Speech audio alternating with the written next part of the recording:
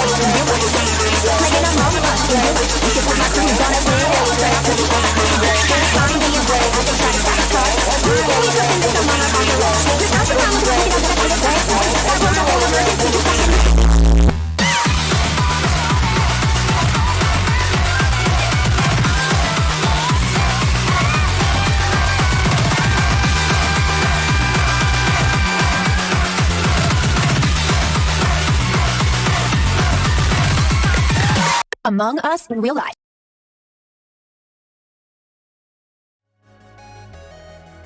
So, those were two tracks. We start with Moftech with Happy Core, She's Not Happy. And then we switch over to Breakchild with I finally finished reading the Beastars manga. Well, what's the background mix of today? Well, today's background mix is Kuro Soundworks. We're now listening at a hardcore rave mix number 46. So if you haven't done so yet, go check out Kuro Soundworks on Twitch and on YouTube. He also has a Patreon running. Go follow him, subscribe, and listen to his mixes because his mixes are awesome. So, I just tried to mention that we have new channel point redeemables. Some of them are interactive and some not. And so far, Ter is the only one trying to get the blessing. Oh? No, because there's a timer. The timer's 10 minutes.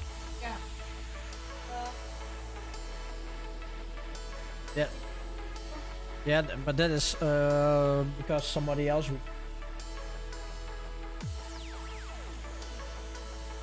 Out of stock. Check back later. But is it already out of stock? Okay. Seriously? Something wrong then? Oh! No! max 4 per user per stream, so people should be able to redeem it still.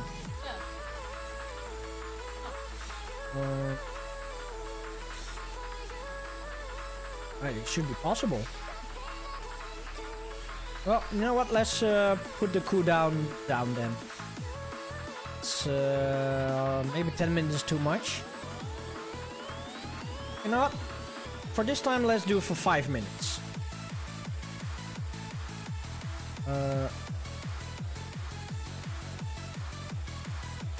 So the blessing has not been heard. So yeah, what is the purpose of this? Well, yeah, okay. The purpose of this is because we need to be blessed. So I promise you there is something happening, and to make it more interesting, the person that is going to be blessed will get this from me. I will send this, the Lotus Star Gabbers book with CD, to the person that has been blessed. So it is an actual thing. Just for today. And also to show you guys, I have my own copy over here. So I would say good luck winning the blessing.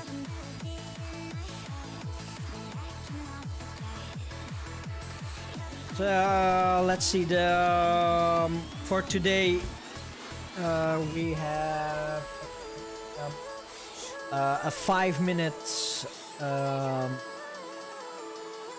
yeah, just a 5 minute cooldown. So yeah, be quick. So we are going to play go to the and there's Ryu TDF. Welcome to Jacob Live, one only. Also here on Twitch, and also for before let's see, Mona I subscribed. Thank you very much for the subscription. I didn't miss anything? No. And Cried also, thank you very much for the subscribes. Woo! But the Jaco Redeem audio is slightly duplicated. No, it shouldn't be.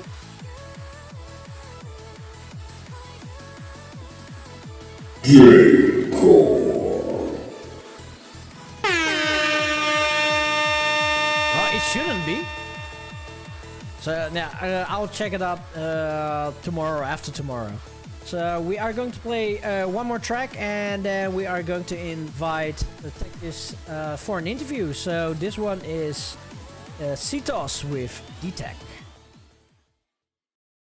よくもしかも警官何者だごめんなさいつい夢中で気づかなくて捕まえようとしただけなんです猫をこの前を通りかかった時野良猫に大事なものを食われちゃってずっと探し回ってたんです本当です師匠からの預かり物でなくすわけにはいかないんですいやそれがインドで失踪してお前のせいだぞはあまだ子供じゃない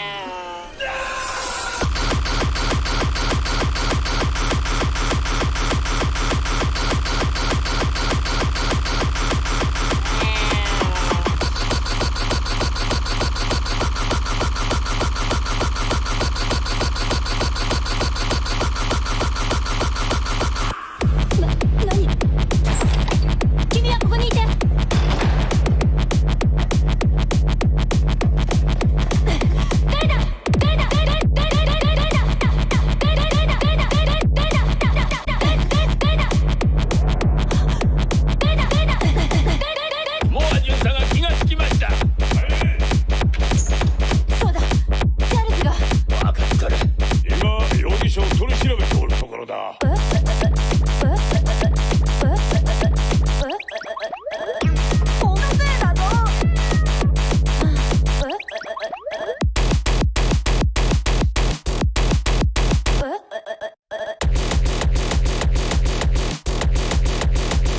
供じゃないの。とにかく同僚連れてくるから待ってなさい。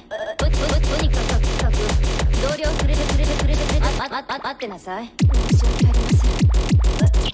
現場にいながらほら何やってんの。現場へ行く気だったわね。僕犯人知ってます。ダメ。僕犯人知ってます。エクソシスト？なんだこれ。俺は現場に戻る。おいジュンタ、お前は自宅でこいつの見張り場だ。張り番だ。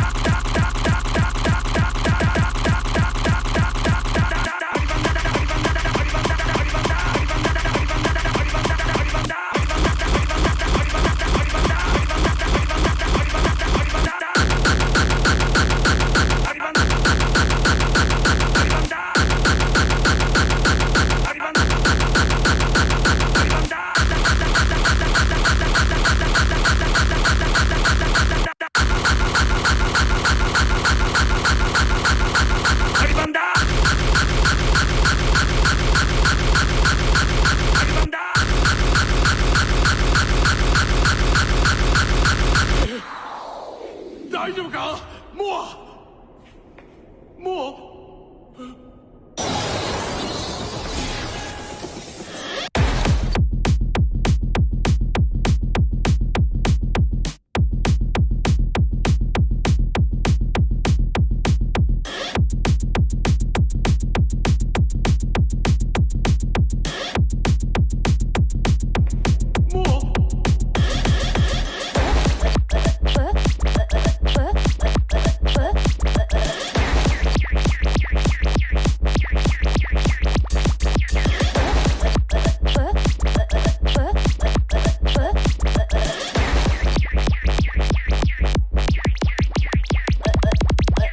ダメだよ。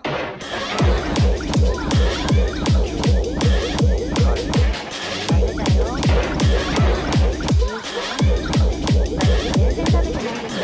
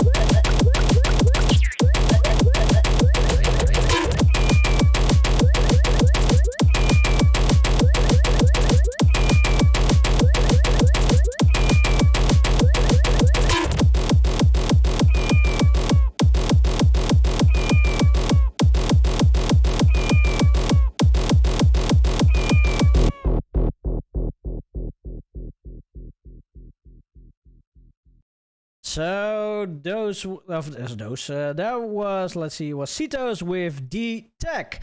Well, there's a lot of things happening here on Twitch. Holy shit, guys. Oh my god! Let's see, what do we have? Zeppy has subscribed. Thank you very much for your subscription. Clay gave out 5 subs. Whoa, thank you very much. That's some 500 cheers, thank you. Monomona 100 cheers, thank you.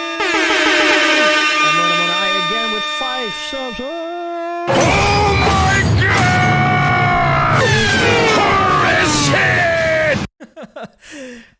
So damn. Yeah. Well, let's have an interview, I guess, because we are all waiting for Tektheist. So I want to introduce to everybody. Oh, wrong button. Huh? What the hell? What the hell is this? Jesus.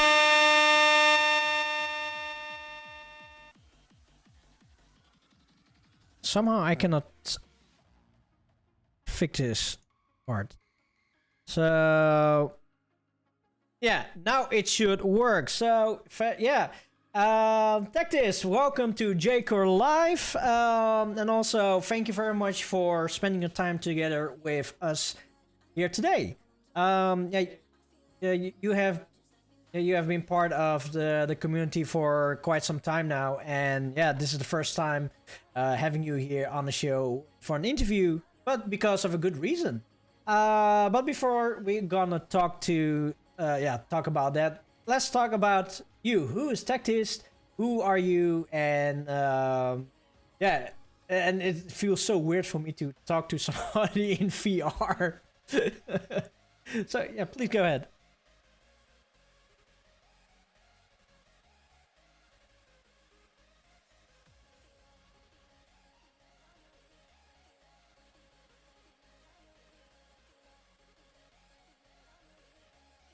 It was August 2020. I kind of said. Oh, so sorry, I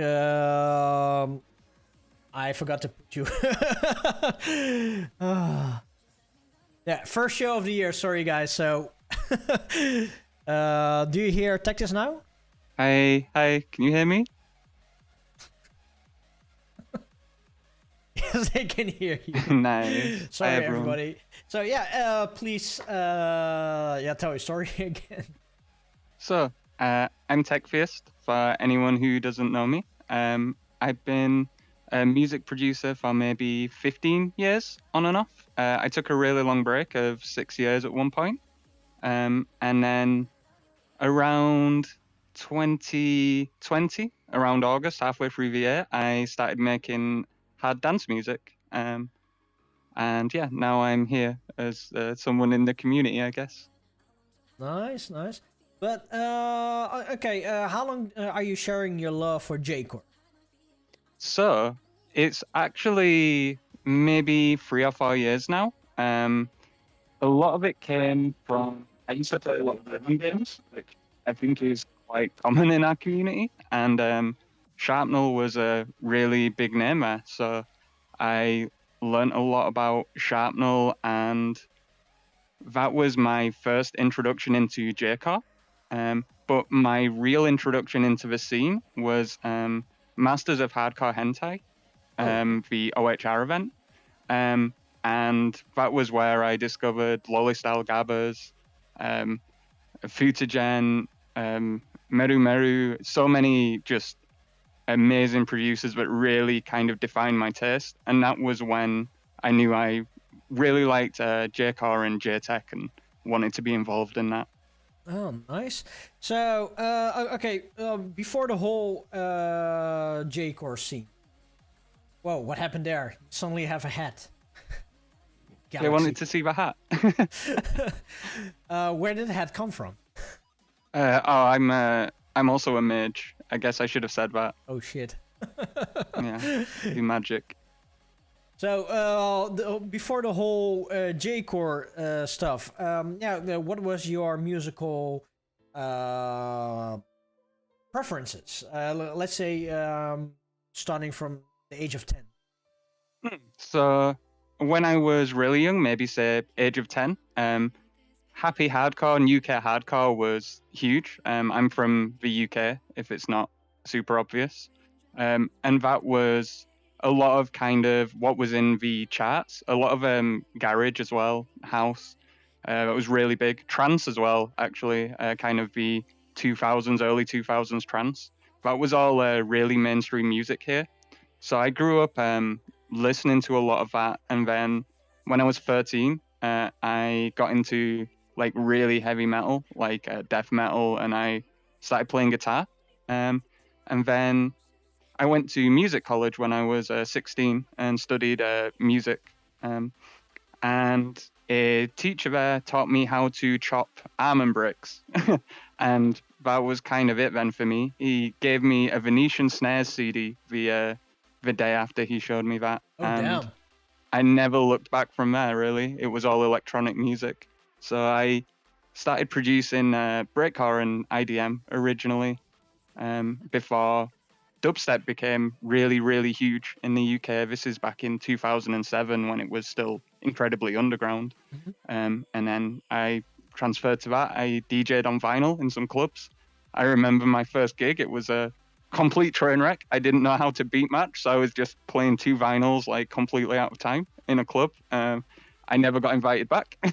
Aye. But yeah, I kind of grew up with that, and I just kind of went through bass music and experimental bass music, DJing for some underground clubs in the local area. Nice, nice. So, how long have you been active as a DJ now? So I started being a DJ when I was 18, when I could first get into clubs and play. I don't think it got serious until I was maybe 21, 22. And then I became part of a duo with someone who was very well connected in the scene. We were both producers. So we used to produce kind of experimental bass music, usually about 140 BPM. And we played that like all over. We actually became fairly successful. We got to play in like London. We played some smaller music festivals, Manchester, all over the United Kingdom. We actually got to travel and do it. So it was really cool.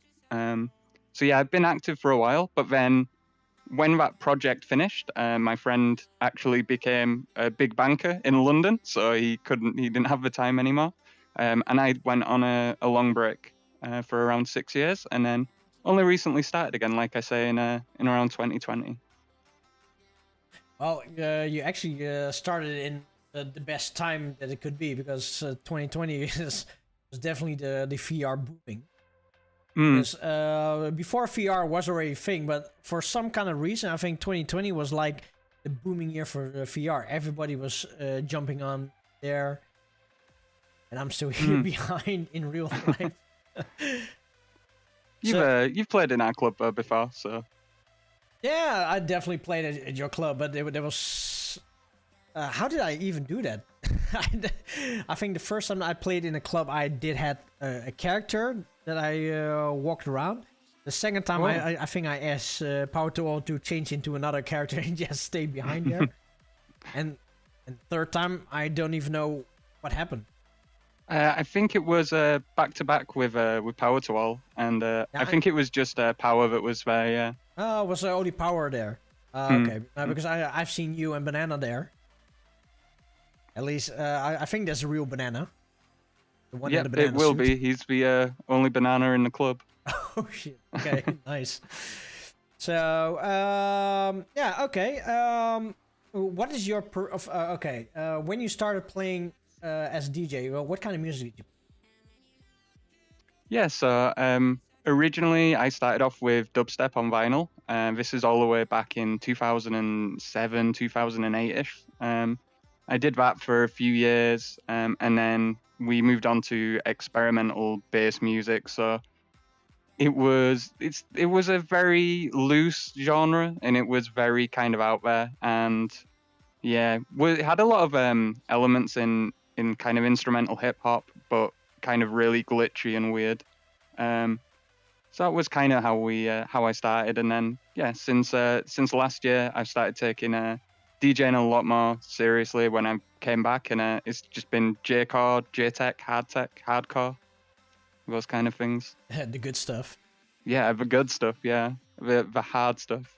It's been great. Okay, but so when you played in clubs, what kind of gear were you using? Were you like using CDJs, or you were still playing with vinyl?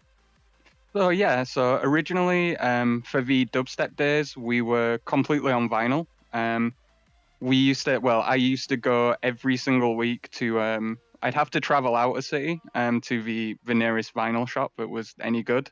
And I would, they knew me there because I went there for 3 years. and they'd let me go into the back, and I could listen to like every new release they had, and I'd just choose what I wanted out of that, and then I'd do that every Friday, and then I'd take it out and DJ it, that night or the Saturday night.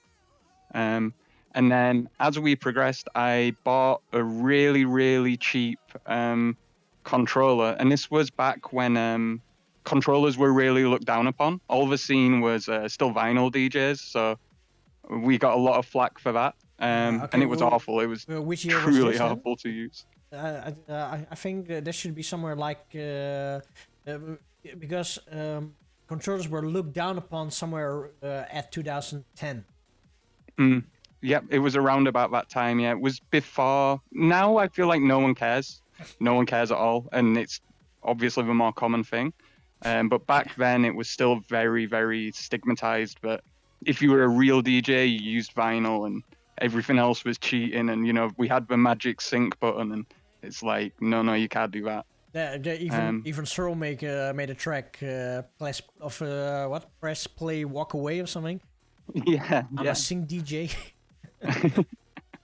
Yeah, so we did that, but kind of that was really where I started to see the freedom in that as well, because all of a sudden I didn't have to hear something that was pressed on vinyl or go out and buy vinyl. I could just go on SoundCloud and download like these tracks from these amazing people who weren't interested in pressing to vinyl or pressing to CD or anything. They just wanted to release music. So that gave a lot of freedom. It was very fun. And now I've got a much nicer USB controller, so it's very fun. Oh, Blood Clot. You say no shame in laptop DJing. But the thing is, if you are already a sort of DJ and you are surrounded by people that are some might call professionals, they were the ones bashing controllers because controllers is fake, and if everybody says that is like, Blessing still has not been heard. No, but it's so depressing to keep hearing, you're not a DJ if you're playing with controllers. I, for one, I have been playing with controllers since 2008. And I have been, always a controller user up until, I think, 2012, I think, or 2014. Until 2014 about. On that moment, I started playing with CDJs. But even now, I still play with controllers. And I think it's up until maybe like 4 years ago that controllers was like a bullshit and you're not a real DJ if you have controllers. Yeah, there was a real stigma around it. There was a real elitism, and I feel that's something that's gotten so much better now. Like, especially I see it in the URL scene, will be people who can't DJ but don't have controllers, and it's like, well, I'll just make a mix in my DAW, and it's like, that's so cool now for us to see that and be able to have that. Yeah, actually, one of the people that I always looked up to is DJ Plague, and I always have good laughs with a guy, but he always said, as a laptop controller, that's not real DJing, because he started on vinyls, and he switched over to CDJs, and guess what happened a few years ago? I have a good guess. So a few years ago, he started to. He actually bought a tractor controller. So now. Nice.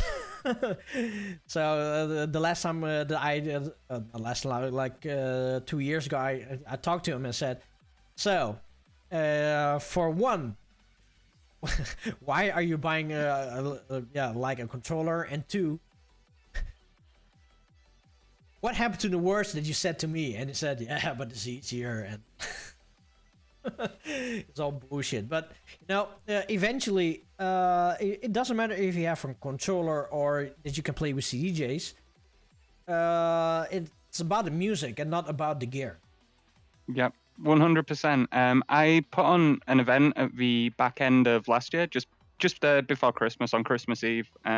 We put it together in like 3 days or something. and we had some fairly well-known people and some people playing for the first time, and there were some people who they couldn't even mix, so they were kind of doing end-to-end tracks, but no one cares. Like, as long as the tracks are good, like, everyone's having a good time. Like, as long as you're not train wrecking, people generally don't really care, which is great. Okay, but what do you consider train wrecking? Because train wrecking can be really different for certain types of people. So, train wrecking is like when I think of my first gig, I didn't know how to beat match, so I'd just have one track going, and then I'd just like kind of play the other one from the drop. I didn't know about like how to get a vinyl up to speed as well at that time, and I'd just throw like the fader up, and you just have both playing at the same time, completely different times. Like, you know, it's like snare, snare, snare, kick, kick. It's everywhere. That's train wrecking. Oh, okay. Good stuff after drinking. Yeah, the best sets. No, okay, but so you mentioned that you have a controller. What kind of controller are you rocking now with? So at the moment, I have a Hercules controller. I'm not exactly sure what the model is called, but it's their flagship one. It's the one that competes with the Pioneer DGJ 400, 4000, whichever. I could choose between either of them. I decided to go for the Hercules, and yeah, it's very, very nice controller. It's the nicest controller I've ever had. So. Oh, now I do want to see which one it is. Is this something with Serato? Yeah, I use Serato, which everyone tells me is awful and makes fun of me for, but yeah, it gets the job done. Is it like their DJ Control Impulse? Yeah, it's, hold on, I can tell you, give me a second. 1 second. It is...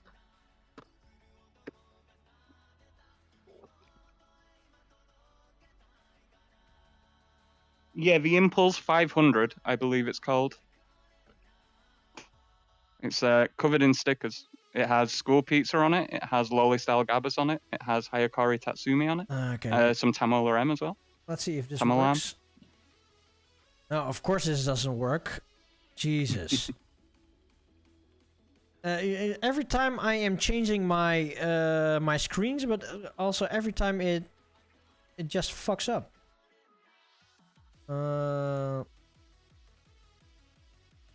So it's this one. It's the Hercules Control Impulse 500 DJ controller. That looks about right. Yep. Oh damn. It does look nice. And it's pretty good. As long as it does the job, it does the job.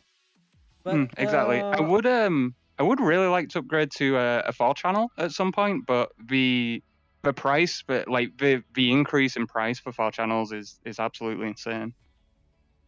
Yeah. So I see using of a Deaf Minion, using a DJ controller is a hell of a lot of hassle. Shit, where's it? A lot of hassle, because you need to haul the shit everywhere with you, and the shit can get heavy. That is true. Yeah, shit can definitely get get heavy. I've done my fair share of bringing around my controllers every time. But yeah, I usually also always bring my controllers to gigs. But up until I guess in my gig in Japan back in 2016, that was the last time that I brought my controllers along with gigs. Because yeah, it's way easier to just go in with with USB sticks and bring your whole gear with you. Although when we have Decimal Sounds, I am always bringing my own gear because we have done way too much music to play. So okay, well, when you're DJing, how are you doing that with the whole VR setup? So I'm obviously like I have VR chat open on my computer. I have my turntables in front of me, and what I do is I put my my headset on my forehead, which gets incredibly warm because you just strap in 2 screens to your face, and I hold my controllers in my hands, which get in the way a lot, and yeah, I just mix like that. I'll have my Serato in front of me, so I can see everything there.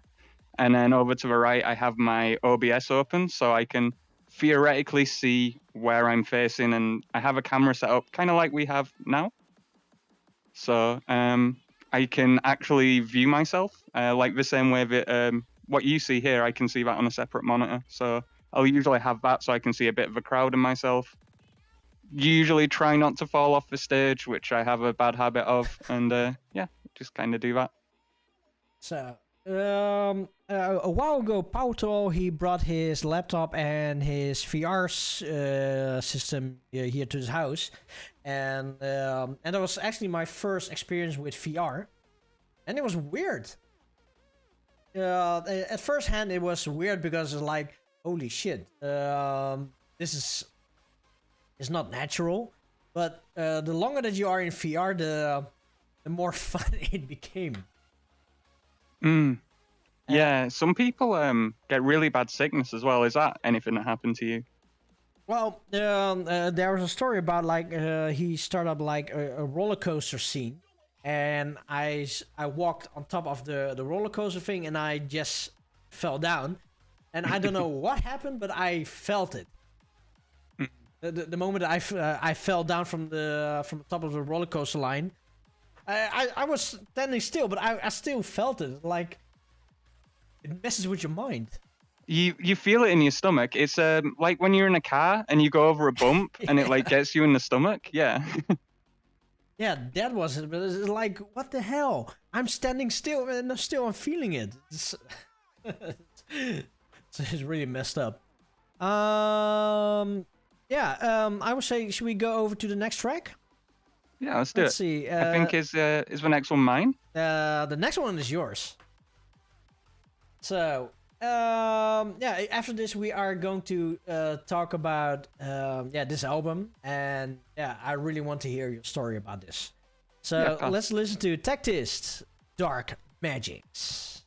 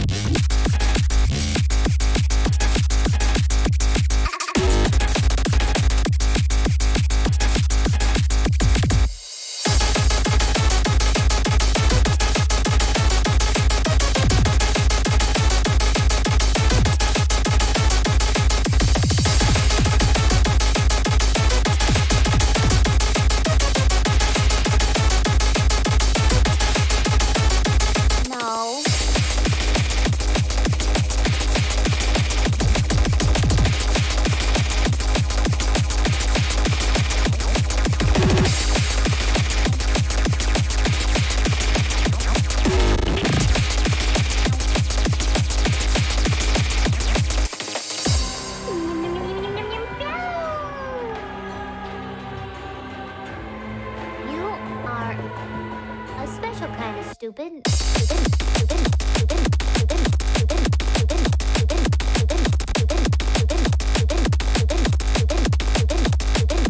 stupid,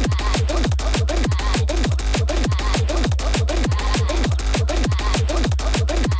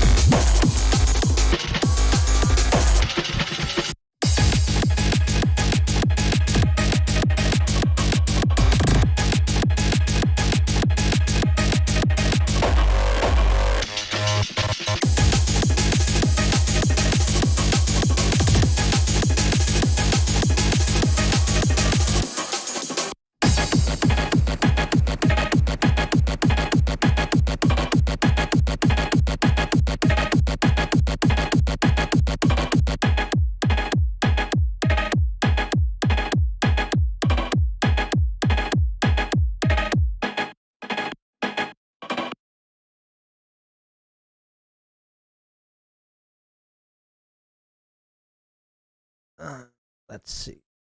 No, wrong button. This one. So that was Tektheist with Dark Magics. Triple X. Is there a reason of the triple X, or is it just cool looking? I thought it looked cool, yeah. So yeah, Shut-In FM. Yeah, what is it? Because there should be a story behind it. That kind of it's not the most interesting story, to be honest. So around about halfway through last year, I finished the track that you just played, and another track, and I thought, oh, you're falling away. What? We're falling away. I thought, yeah, these tracks were good enough to put out somewhere to do something with on a slightly larger scale. But I wasn't get invited to any compilations or anything. I was just, yeah, sort of doing my own thing. I felt very disconnected from the scene in general. So I decided that if I felt that way, I should do something myself with some of the people that I'd met, the people I really liked, some of the people I call friends. So yeah, I asked some of those people first of all, and yeah, we kind of took it from there. So Breakchild was one of the first people that I asked. I asked Tamalam, who was unfortunately too busy, which is understandable. They're extremely busy. I asked Laser Emoto, and I asked Aki. They were basically the first people that I asked. They were all people that I knew could produce something amazing, and were people that I actually considered, friends with in some way. And then from there, I looked at just producers I really, really, really respected, like Moth Tech, Tech Raider. It kind of snowballed from there. I just wanted to. I didn't want to have a theme or tell anyone to do any genre. I just wanted to put something together to give something back to the community that I felt like I had received a lot of good things from, even though I felt like I wasn't a part of it. So that was a lot of kind of where the idea came from. Okay.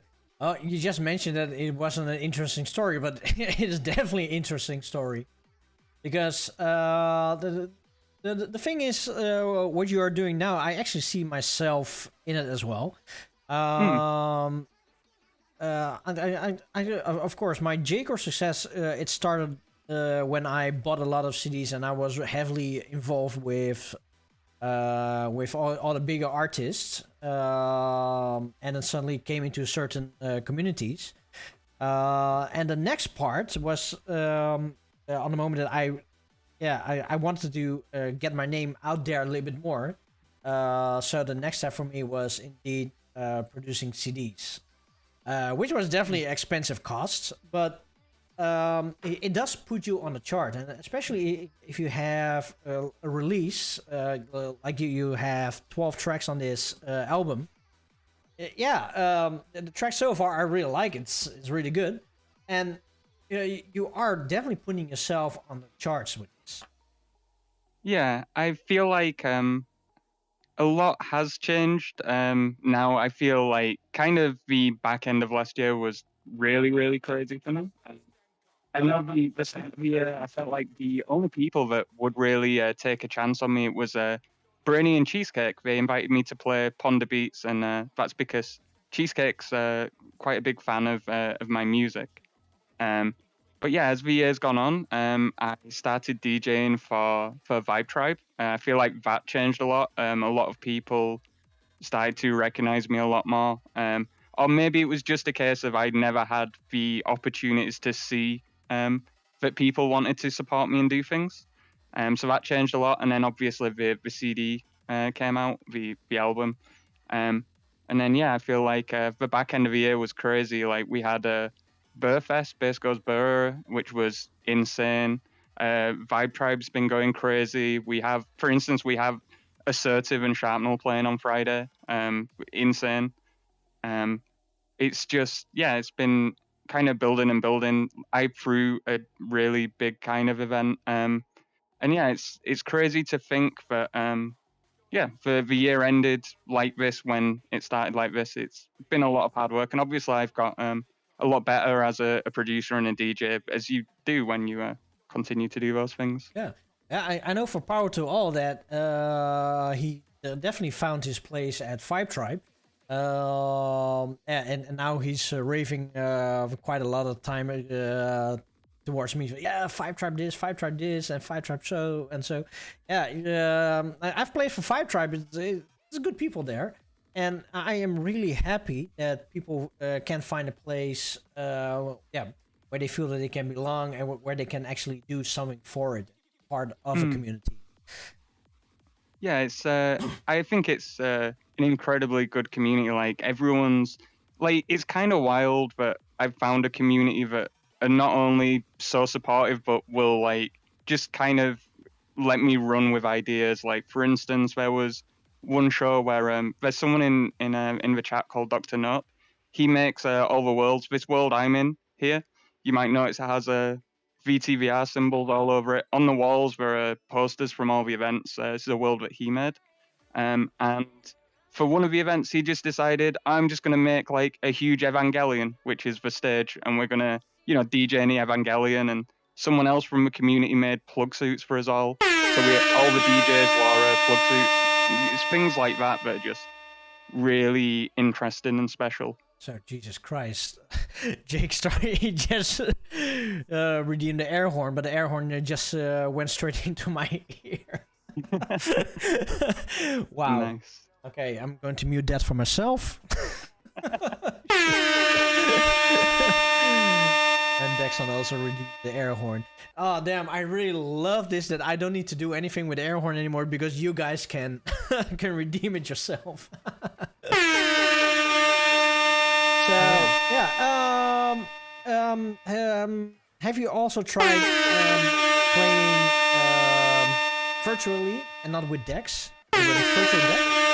I did try. So there's some really interesting software called TribeXR, which I believe Orin and Power to All have used before for back-to-back, because essentially be in the same virtual space and do a back-to-back kind of there, which is very interesting. But for me, I think I'm just I'm too boomer and set in my ways. I need physical objects underneath me. It was all fine except for things like killing the bass, the EQ knobs and things. Like, it was just so hard without anything actually tactile feeling there. But I think it's incredible software. Some people will just straight up use it and learn to DJ in that, and that's very, very cool. Nice. I don't know which program Power to All showed me, but for the first time that I played virtually on the mix, I was like, what the hell is this? It's like, because I'm used to have the feel like, Power to All said it's TribeXR, so and normally I have the feel of the buttons, and I'm usually quite fast with all those handlings. But then suddenly I have like two of those, I call it joysticks, and you really need to do it on a different way because you cannot switch. Like, you need to bend it on a crazy way, and yeah. And I think it took me around 10 minutes to get adjusted to that set, and then suddenly I just played a quick 10-minute mix, and was it actually went kind of decent. That's good. Yeah, I think it's really incredible software. It just wasn't anything that particularly clicked with me, but it's very, very cool. Yeah. And I think that I know that Power to All and Orin, they did a joint session, but somehow I think, how does it work? Because Power to All, he lives in the Netherlands, and Orin in America. But won't there be like some kind of lag delay or something like that? Yeah, you'd assume so. I'm not really sure. I'm sure Power to All can fill you in on that, though. Oh, there you go. Okay. Oh, the lag is minimal. Okay. Because, yeah, I feel like even if it's just like half a second or something, like, that's quite significant when it comes to DJing and beat matching and things. So I do wonder about that. Okay. Interesting. Music syncs with each other. Okay. So yeah, I'll say let's go over to the next track. And the next track is going to be Null Specification with Technophile. Go.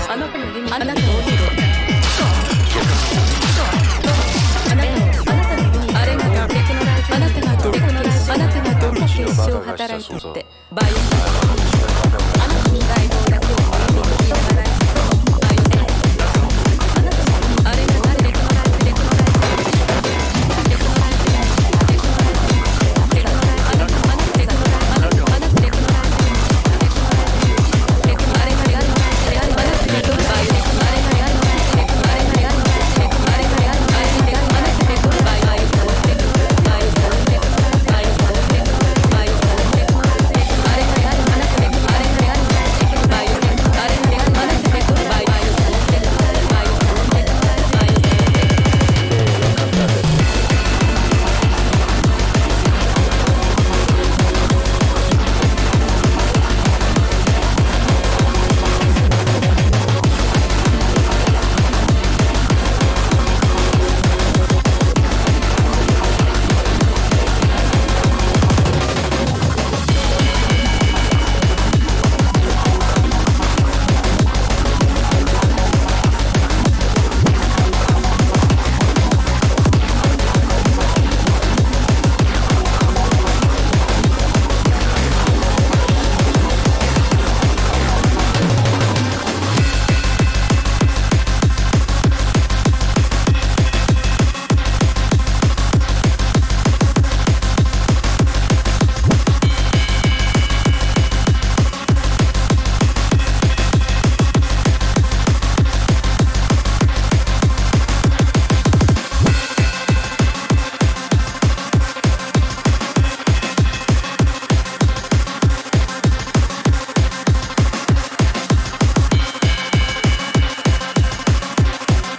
イオ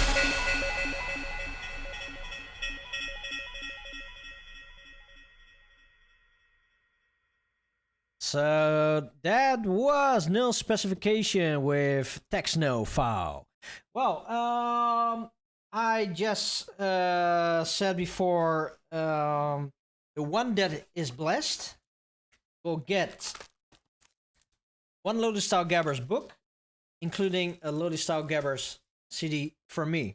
And yes, it's still the book is still sealed, and the CD is also sealed. So only the blessed one will get it.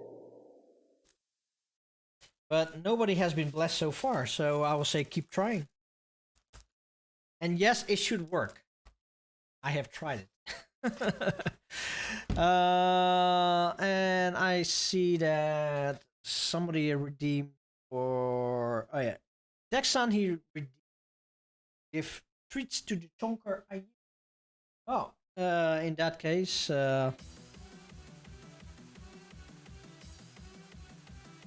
Banana, what's the chance on the blessing? Well, it took me a few tries, but at some point I had it like 3 times behind a row. So it is true. Yeah, Jake or gotcha. So let's see, where is the...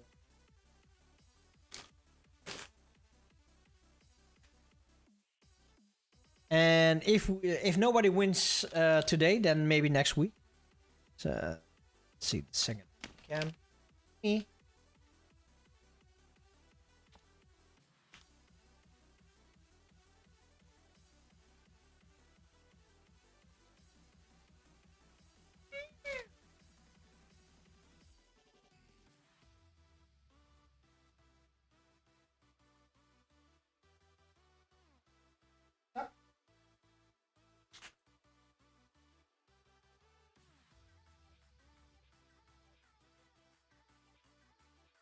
So, to everybody that just tuned in here today, this is Ayimi. She is our little jumper. Ayimi! Yes! Fucking drooling on my trousers. What the hell? Look at this! Yeah, this is her drool. Hey, you don't see because of the sun? Holy hell. In me. And the cat. And she can also do some high fives. Five.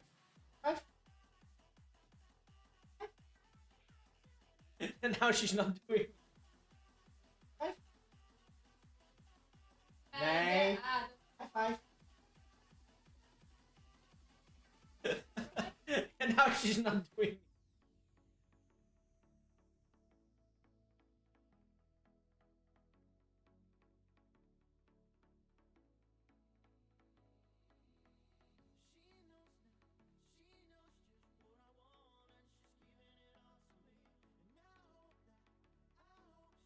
Seriously? That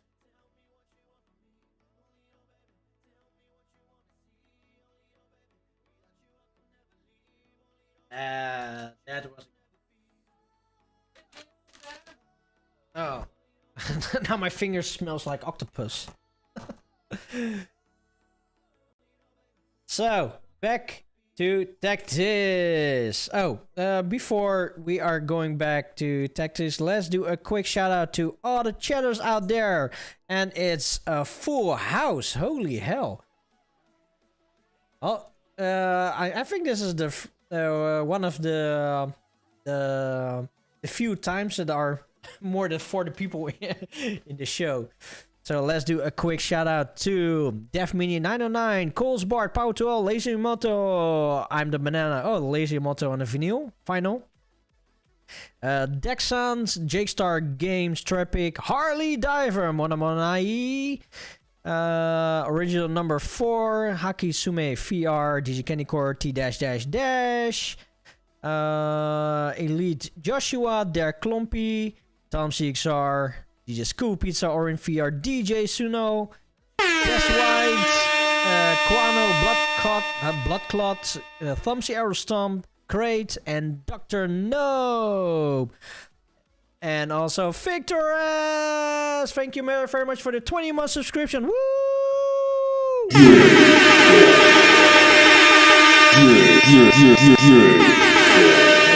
back to the stream. So, Tektheist, why are you throwing with vinyls? I don't hear you. Oh yeah, now we do.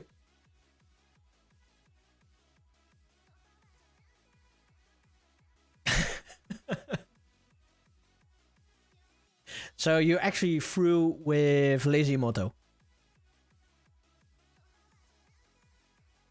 Oh. Oh shit! You don't. They don't hear you again. Sorry. Yeah, Jesus. And now I need to disable the button. Wait. There we go.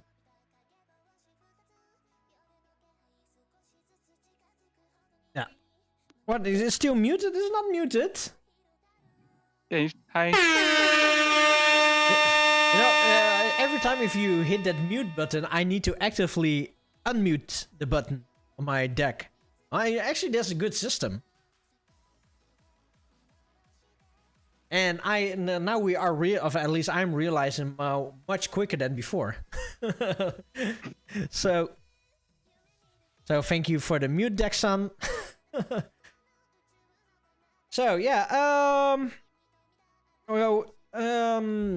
so yeah, there's so many things on my mind, but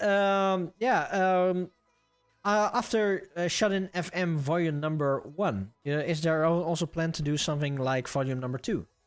Oh, that's a good question. I would like to. My biggest regret for this so far has been I didn't ask a question to do a track. So yeah, I guess I kind of have to, so I can invite a question. I've already kind of soft invited him, so yeah. Maybe. I think it will not be for a while, but it's definitely something I'd like to do in the future. Especially if I can get some of the people back, like Laser and Aki, and maybe bring in some newer producers as well. Oh, Orin comes with a kind of good question. Yeah, let's talk about the album name. So, SHUT-IN FM. Okay, the FM parts I can figure out what it is, but Shut-In FM, what is it? So this okay, there's kind of a lot to this actually. Basically, a while ago, this is maybe last year, I believe. Me and Orin were talking about potentially doing some kind of longer form mixes, like an online show with longer form mixes, a bit like BBC Radio 1 Essential mixes, if you're familiar with that, where they kind of have 2 hours, maybe 2 plus. Let people really kind of explore a lot more. And we were just shooting the shit, basically, and throwing around names for potentials of that. And one of us, I don't know which one it was, came up with the idea of a Shut-In FM, like, because it was going to have a lot of the kind of J-core, the Japanese side of it, like, and we're all, you know, we didn't want it to be like weebs or anything, and we thought, well, what kind of shows that kind of Japanese like lifestyle of a producer, and it's like neat, yeah, Shut-In neat FM, like, you know. So that's kind of where it came from, and I got really attached to the name, and I asked Orin if he'd be okay with me using it for the album, and he said yeah.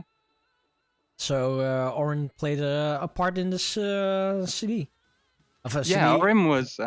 Orin was there from like day one, even though he's not exclusively involved in it. When I was first coming up with the ideas, yeah, me and Orin talked a lot about it. Me and Orin are like pretty close friends, so it was nice to have his support and for him to like help out and give me a lot of ideas and things. Yeah. Well, that's the funny thing about Orin. Orin, he came pretty much out of nowhere into J-Core Live. When was it? Like 1.5 years ago, I think, somewhere in July or August in 2020. 2020. Out of nowhere, he came into the scene, and now he is like, pretty much everywhere. But in every community that I see him together with, he has quite a big influence in everywhere. Like I know with Roundwave Crusher's stream, he has like some kind of connection over there. Here on JCL, he definitely has his say in this community, and you know, this is the great thing about people that really love the scene. They want to get involved in one way or another. So and I really need to say that I am really happy towards people like Orin to be so heavily invested in a community to make this small scene even bigger than it is. If I'm saying this correctly. So Dexon is redeeming a drink. So cheers. Cheers. Kampai. Orin is like the half scene by himself. Well, one thing is for sure that I can say is that Orin is definitely a VIP. Not a VIP, MVP. Definitely. Yeah, Orin was this is going back like to kind of, I don't even know how or when me and Orin met, to be honest. I just know it was really early. It was before most people. I remember like a few people from when I first started. Orin was one of the first people. I have no idea where from. I can't remember now. Maybe he remembers, but yeah. I've known I feel like I've known Orin for like as long as I've been making this music. Yeah. Well, I actually have known Orin since his first name. Oh, what was it? Like Dark Ragnarok, I think. Yeah, Dark Ragnarok. But that was like from way back, and it was like 2010 or 2011. Yeah, it's from like OHR1 or OHR2 kind of days. Yeah. So when Orin came back and he said, I've been active in the scene before, but not anymore, and I said, yeah, but under which name did you play it? And it said, yeah, Dark Ragnarok. And suddenly I remembered that name from way in the past. Holy shit, that's an old name. Mm. So Yeah, that's how me and Ori met. It was actually through fan Discord for the EN VTuber Gargura.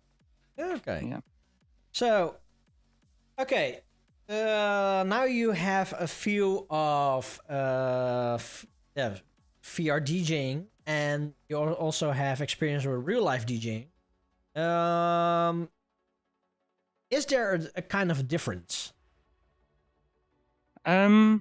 I would say with the whole experience? in terms of the experience, there is a big difference. I, in a way, I think first of all, you kind of can't be going to a club and actually feeling the music, like when it's on giant speakers and when the bass is so heavy it hits you in the throat and you can barely breathe. Like Yeah. that kind of can't be replicated. But also been able to go to a club and been like, oh, those people are kind of annoying. I can just like turn them down, or this music maybe I'm not super into. I'll turn it down a bit. It's hurting my ears. Like things like that are really cool. But the kind of experience of just being around people wanting to have a good time, wanting to dance and party, like that is, you still feel that energy, like even inside VR, the same way that you do in real life. And it's the same for playing to a crowd. Like you still feel the energy in the room, even though it's not a physical room, even though it's, like a room like this. Doesn't really exist. I'm just in my bedroom, but you still feed off it, which is a very interesting sensation. Yeah. The thing what I only can imagine is when I'm in a club that I can definitely see the people, but there are a lot of various people around that the one that they really like for peep kicks and the other one really hate peep kicks. So there is like I said there's like a divinity between the audience. But I don't know if this is true, and correct me if I'm wrong, but people that actually go into these certain VR clubs, they don't really care much about the music. They care more about the vibe, and the music in general. It's fine for them, and if I must for the things what I see, and if I must give like an idea of it, I think that playing for a VR club is more suitable. Now, like I said, correct me if I'm wrong. No, I think a part of that is right. It definitely depends on where you go. For instance, there are some like clubs that they're not really kind of like dance nightclubs. They'll be more like a bar where like people go there, no one cares about the music, we'll have it on quietly. They're really going there to drink. But I think that's one of the things that does set apart like our club, is because people, I feel like, are mostly there for the music. Obviously we go there because we have like a lot of friends there, but there's not really that many places in VR doing specifically hard dance music. I think we're the only EU hard dance club. And I think a lot of the audience comes because they're expecting peep kicks, they're expecting someone to play 300 BPM Terror or hardstyle or whatever, the DJs are going to play that night. So I feel like that's kind of a big actual advantage for us, because there's not really anyone else kind of competing in the same space that we are. And outside of that, it's kind of the Japanese clubs where you get that. And once again, that's similar. People are going there kind of for the music, but it's a different culture there as well with the Japanese scene. Yeah, but it really does cross my mind to do something like with VR as well, but and I know it can get kind of addicting. But for me personally, I don't know if I would be ready for it. Don't get me wrong. It's like when I played for VR Tribe, it was really a good place to be. And when I played there several times, I looked at the chat. At least I looked at the chat. There was like at Power to All's place. When he was playing, I was looking around the corner at the show, and people were enjoying themselves, and eventually more people came by.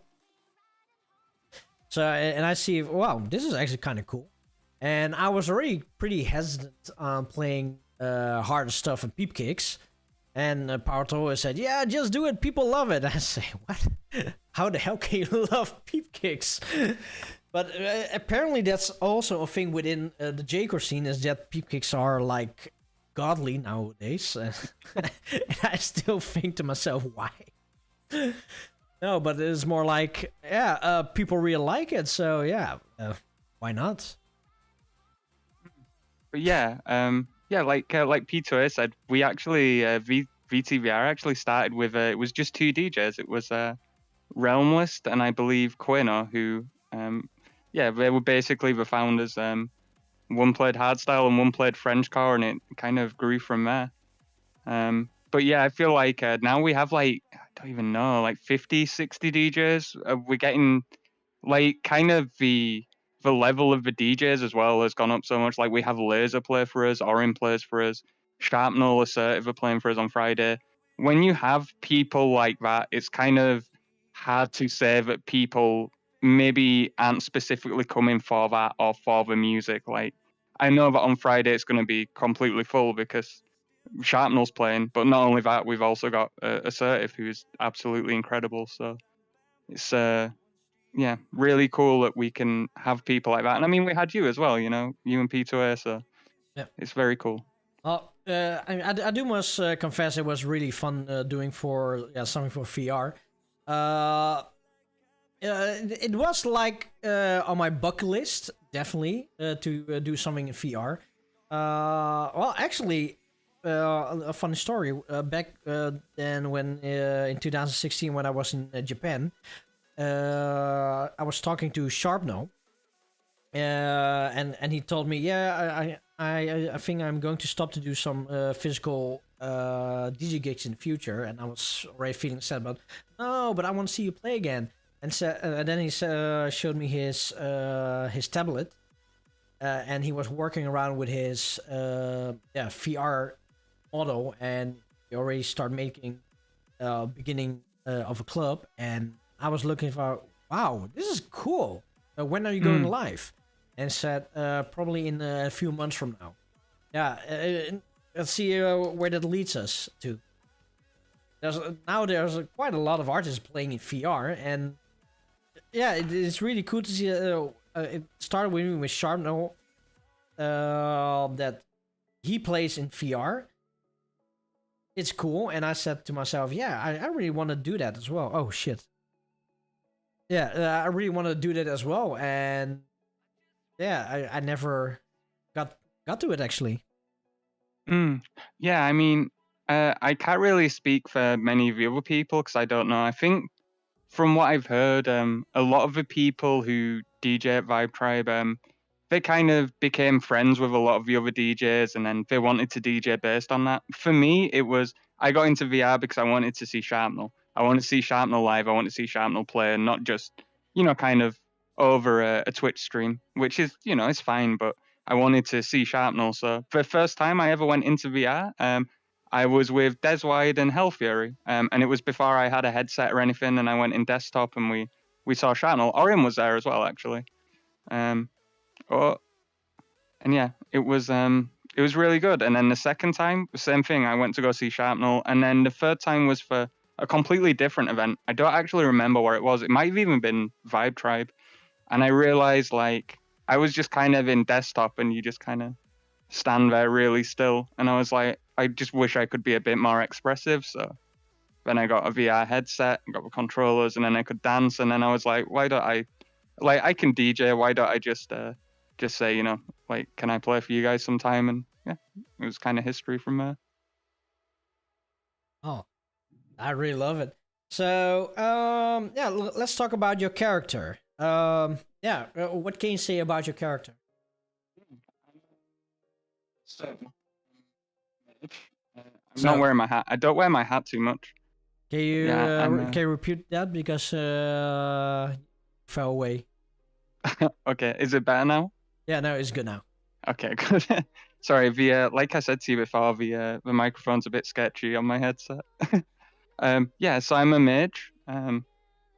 Basically, the fact that I've lent into being a character, which I feel like a lot of other people don't do, has let me do some very cool things actually. Like there was one set I did that was all gothic hardcore.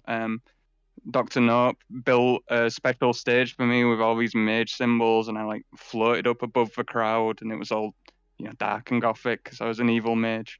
It was really cool. But yeah, other than that, I'm kind of just myself really. Other than every now and again, I say I'm a mage and pretend to do magic tricks. Look at this. You see this? Magic. And you can really chug. Yeah. That's also part of being a mage. Yeah, all mages can drink a lot. So, but how does your eyes work? On my eyes, I have expressions mapped to different button inputs. So All right, and the button input is like on your keyboard. on my controller, so it's different hand gestures, so like that. Oh, okay. Yeah. Well, T dash dash dash is trying to get blessed. So apparently somebody really wants to win the win the release. Now, seriously, guys, I do promise you that if the blessing is how I call it, if the blessing is activated, you'll notice. And yes, I've been trying out yesterday for 15 minutes a few times, so it should work. Yeah, okay. How long do you spend in VR?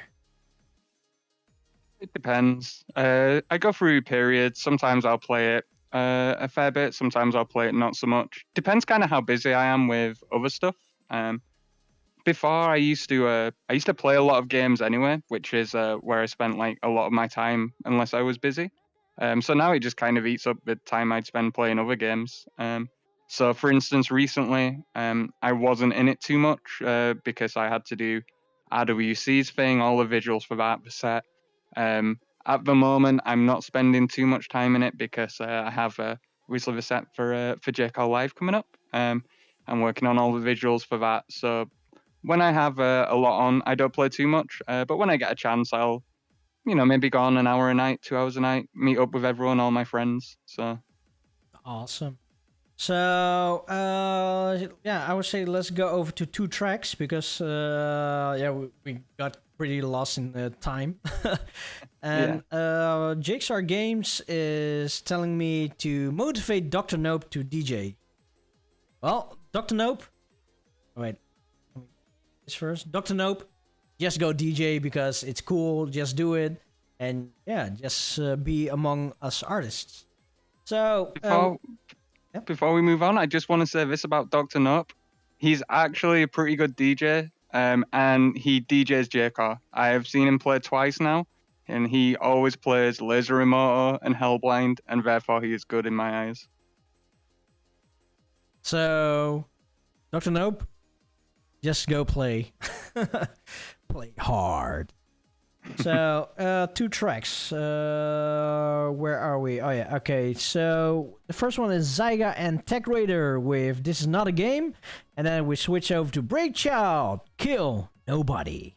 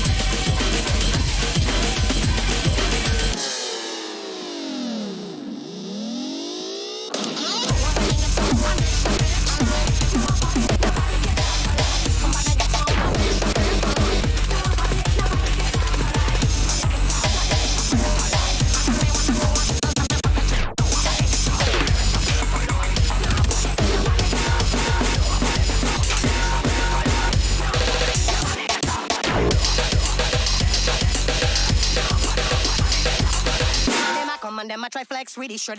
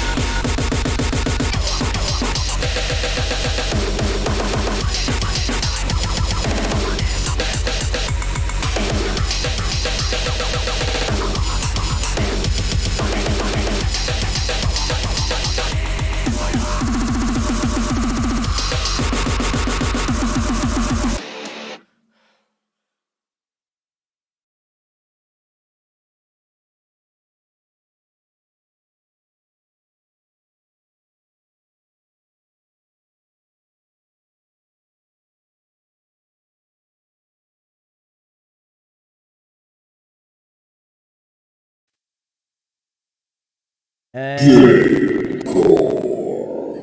the blessings still not have been heard, so you guys are still not in luck. So, welcome to J-Core Live, your one and only J-Core. Talk show here on Twitch. In case that you tune in not so long ago, we are having an interview with Tektheist, and we are listening to Shut-In FM. It's an album done by Tektheist for his label Tektheism. And yeah, also I want to say thank you to Dexan Monamonai and Dexan again for the bits, and also Glitchy for the 18-month subscription. Woo! This one goes out to you guys.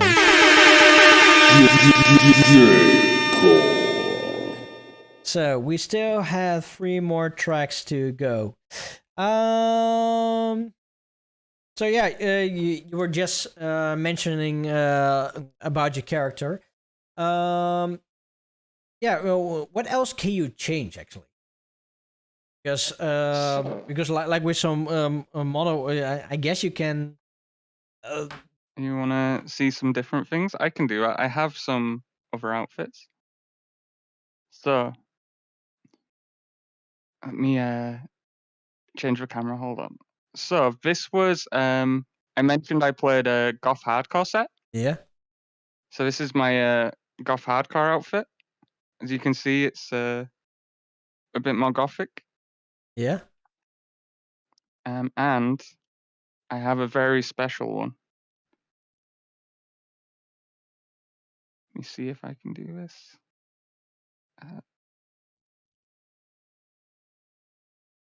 A Evangelion. Evangelion, yeah. It's a plug suit. Nice. So yeah. Well, that's basically it. I have like other avatars as well, but they're not me. If that makes sense. Oh, that's cool. Like I can be a shopping cart. What kind of cat? No, a shopping cart. Look, I'll show you. Oh, a shopping cart.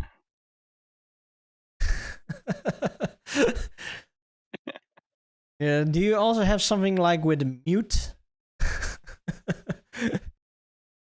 Maybe. Because that would be my character. No, I could be a goblin. A goblin? Yeah, like a goblin. Let's not do that. I'd rather be cute. Cute's good. So, but also, how do you do that with the camera? So it's a separate thing. Inside the world, I actually have a physical camera that I can grab and move around. Yeah. Yeah, I can zoom it in and do some other stuff. Yeah. So this is how I like record my sets as well. Yeah. Oh, wow. Okay, but Yeah. this is a physical camera. What you're using now? It's not physical in the real world. It's physical in the VR world. So it's something I have to literally touch out and grab. I can set it so it stays here. I can run away. Okay, so I am really confused now. So it's a physical thing in VR that you can. Oh, it's a VR camera. Yeah, it's a VR camera. Oh.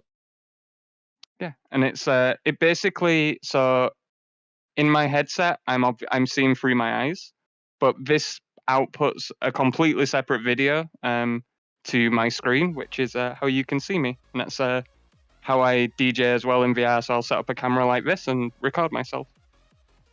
Oh wow. Wow. Okay. Yeah. So okay. We can do yeah, it's cool. Oh wow. Okay. I am still kind of confused. I don't think I could show it because I think when I have the camera out, that's kind of the output. Yeah, but I think I do understand what you mean. Mm-hmm. But it's for me hard to think that because everything I see here is in the VR world. It's like I can pick up this cup of in real world, but actually what you are doing now is that you pick up like something like a cup, and this is your camera. Yeah, essentially, yeah. It's it looks like a phone basically. It's just in front of me. Oh damn! I have filters. I can pixelate myself. If you want like some hentai look, glitchy, like I'm on an old VHS. Nice. Yeah. So nobody has been blessed yet. What the hell? Oh, okay then. If nobody has been blessed, then let's put the cooldown to 60 seconds then. Oh. So the cooldown is now on 1 minute. The cooldown is on 1 minute, and the winner is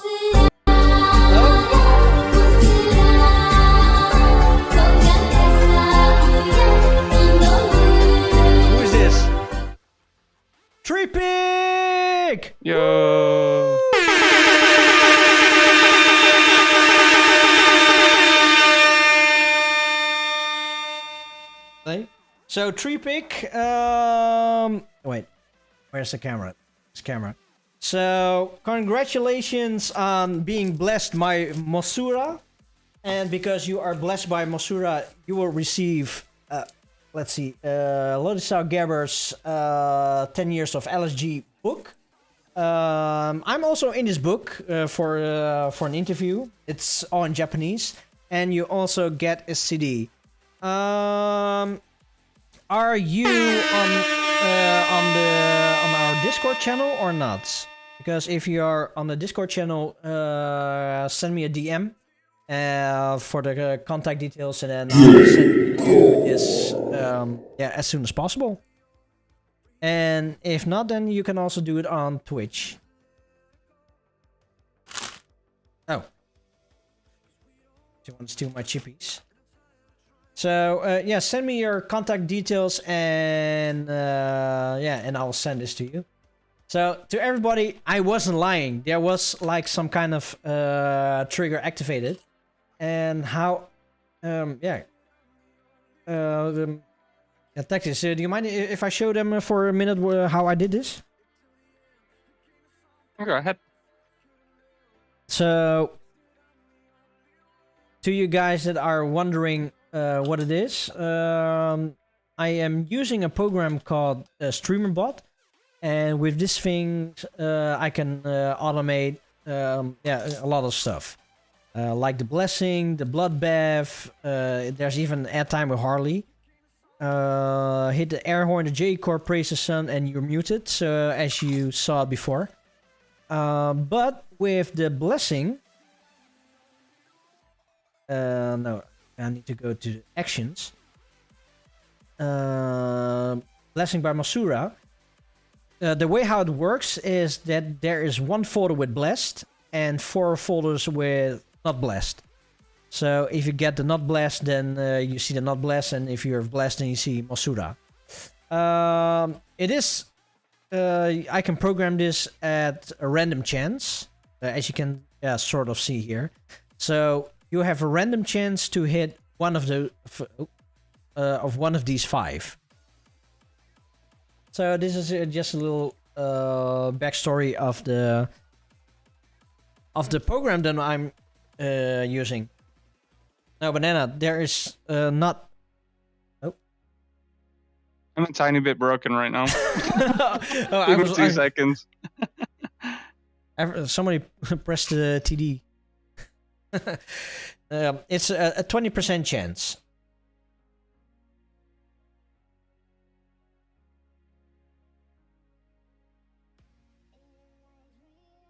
Yeah, okay, but 20% doesn't mean actual 20%, because from the 20% you also have like RNGesus. So let's see.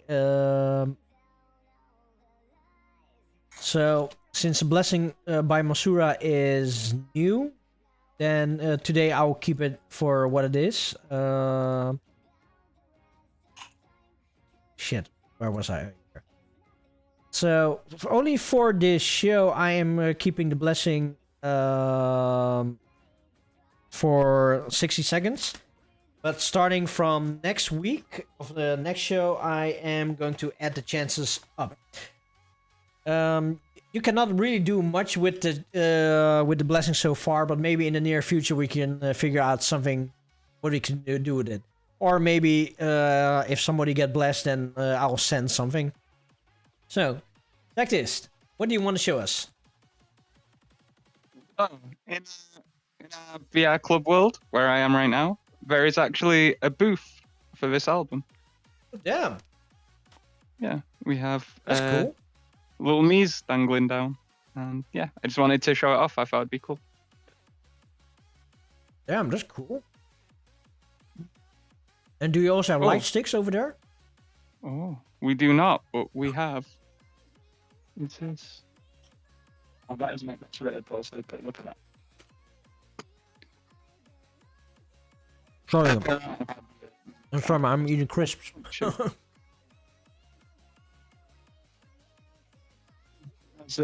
Pretend vinyl and pretend CDs. Also, the QR code actually works. Sorry, you fell away. I just said it has pretend CDs and pretend vinyls, and also the QR code works. Oh damn. If you scan that, it takes you to the Bandcamp page.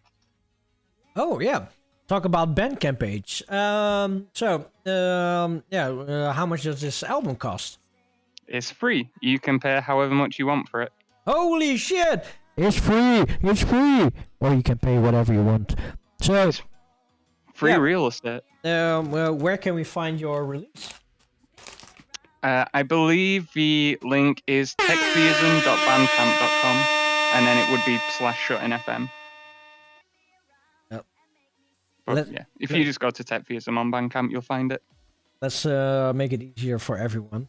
Let's see. If you have that, that'd be nice. Bananas carrot. Oh, So, yeah. okay. Well, Go get it for free. go grab it for free, or better yet, support Tektheism. With some funds that you can spare, because if I must confess, this is a pretty good album. There's really good thank tracks you. on there, and I'm really surprised about this album. But the best thing about this album, how I feel it, is that it's made by a community member for community members, and that is what I really love about this. Definitely, yeah. It's I mean, it was just a case of like I just wanted to invite people I considered friends or that I really respected. People that, I mean, even my friends are the people I call my friends. They're people I look up to so much. People like Laser and Moto, Aki, for instance. I consider them like legends in a way. I feel, for me, there were essentially two things that happened in the scene. Basically, Laser and Moto came back, and I feel like that completely changed the direction of the music I was making. And Hayakari Tatsumi released the Tatsumiya text. Both of those things happened in a really similar time span. Both of those are people that I look up to hugely. I really respect them as musicians, but they're also people I'm very lucky that I can call friends as well. So it's really nice. Yeah, VR brings the people together.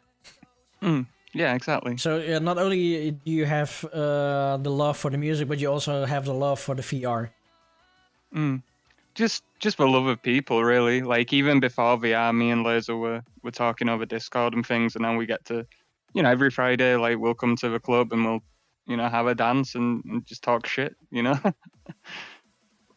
Yeah.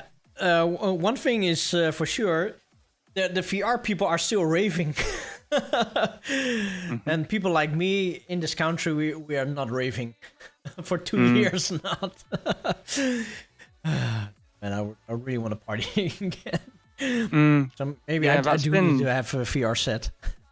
Yeah, it really is like, it's so good because, and it's not just that, the party basically never ends. It's actually kind of difficult to get away from, like, because there'll be like club events on, and then if you know a few DJs, we might be like, oh, I'm just gonna go and do like an hour or two DJing in like, just a private thing, and then before you know it, some other DJs have joined and are like, oh, I'll go after you, and it's like every night, no matter what time it is, you can find something. There's always something happening. And for music, like, you find everything from like kind of mainstream stuff to hard stuff to everything in between. It's very cool. Yeah.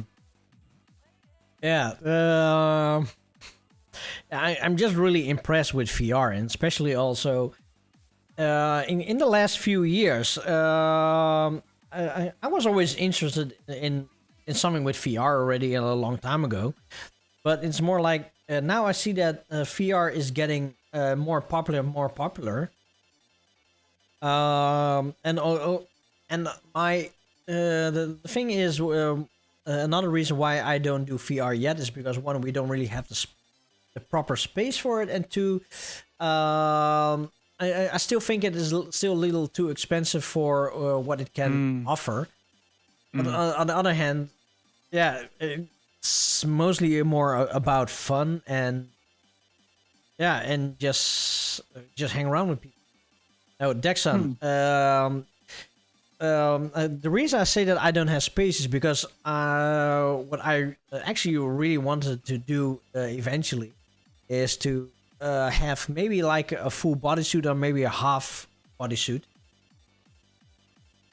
And yeah, I don't know. It's another thing is I hardly see my wife now, and when I go into VR, I don't see her anymore again. You'll just have to get Kim a VR headset too, then. We need to get you a VR headset as well. Maybe someday. Someday when we have some money. So yeah, let's go over to the next track. So the next track is from a really awesome artist. Can you say something about it? Track number 10. Hold on, I need to bring the track list up. I'm sorry. Okay,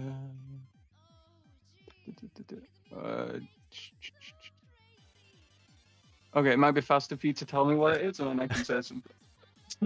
Track number 10 is Tektheist. Oh. Really? Is it out already? Yeah. Okay. Tektheist with was it Unbounce or UC Bounce? Oh no! This is not actually me. This actually ties into the people I asked first. So I feel like people started to kind of notice what I did with a track called You Can Bounce, which I put out as like a single. I didn't even attach that to anything. Also for free, you can get it. People like Banana played it, Round with Crusher played it, Laser Immortal played it, Orin played it at Jekyll Live. And I felt that a lot of people liked it, so I put out a message on Twitter, like, a lot of people seem to like this track. Would people be interested in me sending them the stems and they can remix it? And I had one response, and it was from Bloodclot, who I love, like, really, really interesting LA jungle breakcore, like, just such an interesting producer. And he said, yeah, I'd be down to do that. So I sent him the stems, and then he gave me this remix back, and this remix is really cool. So then we have Tektheist with You Can Bounce, the Bloodcloth remix.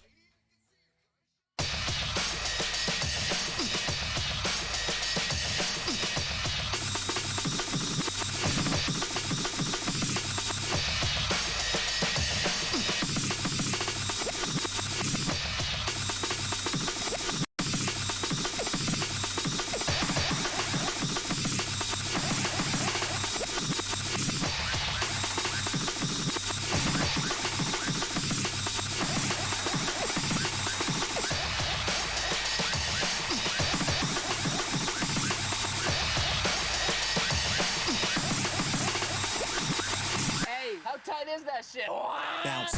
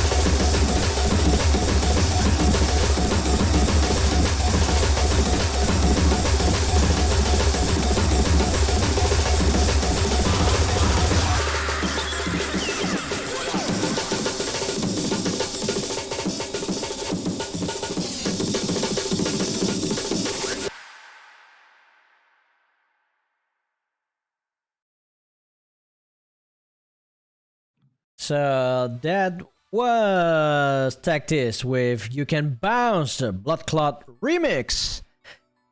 So, yeah, there's still one thing that I still haven't asked you today, and that is your music productions. Because, how long have you been making music? So No, sorry. I No, let's start for how long have you been making music? Let's start with that. Yeah, of course. So I started playing guitar when I was 13. I don't know if it really counts. Before that, my parents kind of made me do keyboard lessons, like a musical keyboard, which I never really took to. But yeah, I really liked guitar, and I remember begging my parents to get me one. They did for like my 13th birthday, and I took that really, really seriously up until I was about 16, 17. I went to a music college at the age of 16 because back then you could, they've changed it now, you have to stay in school until 18. Back then you could leave school at 16, so I did. I went to a college to study music production, and that was where I started to learn how to chop breaks. I started making IDM and breakcore, and back then it was, we all used software called Cubase, which was kind of like a high-end studio software, kind of like not really very well designed for electronic music. So that was how I started. I used that for maybe 3 or 4 years, 5 years. That was back when FL Studio was called Fruity Loops, and it was a joke. Like, no one used it. I use Fruity Loops. Yeah, Fruity Loops, yeah. It was... for some reason, all the Psytrance producers used to use it. I don't know why. I made terror with Fruity Loops. back then. Nice. And yeah, like I actually use that now, but obviously it's called FL Studio. Every now and again I still call it Fruity Loops, but yeah. And it's like an amazing piece of software now. But yeah, so I did that for a while. I did a lot of like weird, very experimental music, which is all gone now. No one can find that anymore. Really, I don't think. I think I've hidden it all. A lot of it was just weird noise and weird sound experiments. And I did that for like years and I got away with it and I don't know how. But then I did lo-fi hip hop for a short bit of time. That was towards the back end of it. And I mean, I never took that really seriously. It was just something to do to kill time. And then I took a huge break from production. And then, yeah, it was only kind of 2020, like I said. I got back into it kind of middle of the year, April.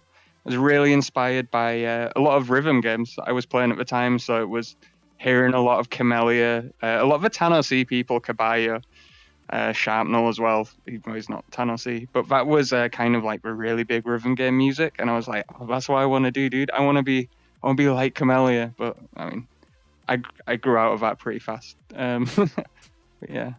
Oh, yeah, you should just be your own sound. Exactly, yeah.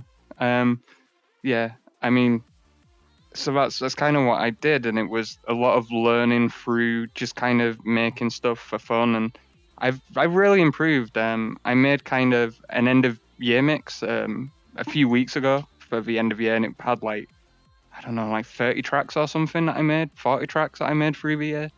And like I was listening to the stuff I made at the start of the year, and it's okay, but it's not that good. And then the stuff I made at the end of the year, and it's like such a huge leap.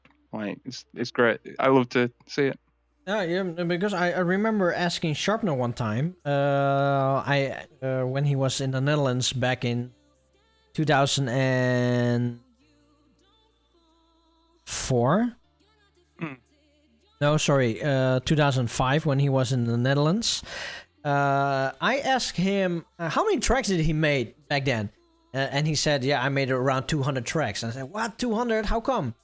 But he also considered all the tracks that never has been released. Like he also tried to do something with four layers, so just four tracks. Yeah, and he considered that as a track as well because it's experience what he's gaining. Yeah, exactly. Like, I would say for every track I release in some capacity, I make 10 to an extent where they could be played, but maybe they're not finished or I'm not happy with them. But then the track that comes at the end of that, I would say takes all the best bits of those 10 tracks, everything that I learned from them, and then make something that's good, not awful. Yeah. It's Nice. kind of a part of the process. Nice. So, the kind of music that you make is like more into the tech style, I guess then.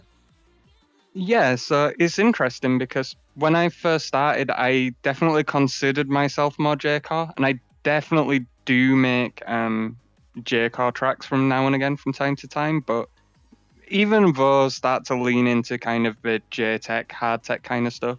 Recently, I actually made a porn tech track, very inspired by Futagen for a compilation that's coming out next year, and I've been experimenting with some construction as well, which is kind of the hard techy breakcore kind of Japanese sound, and that's also going to come out on a compilation album next year. I can't really talk about those at the moment now, but I'm really excited for those. It's going to be really cool. So I've just been trying to branch out a lot. You will hear the last track on this album. I've been trying to branch out. It's got a kind of Frenchcore sound.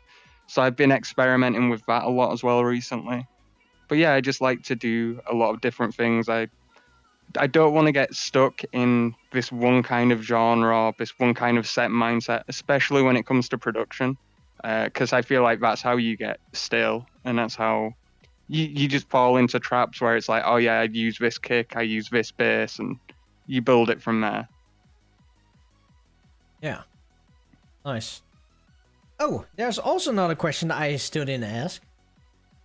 Your character, does she has a name? No, everyone just calls me Tech. The official name is Soren Echo, but yeah, everyone just calls me Tech. Tech. Okay. Yeah.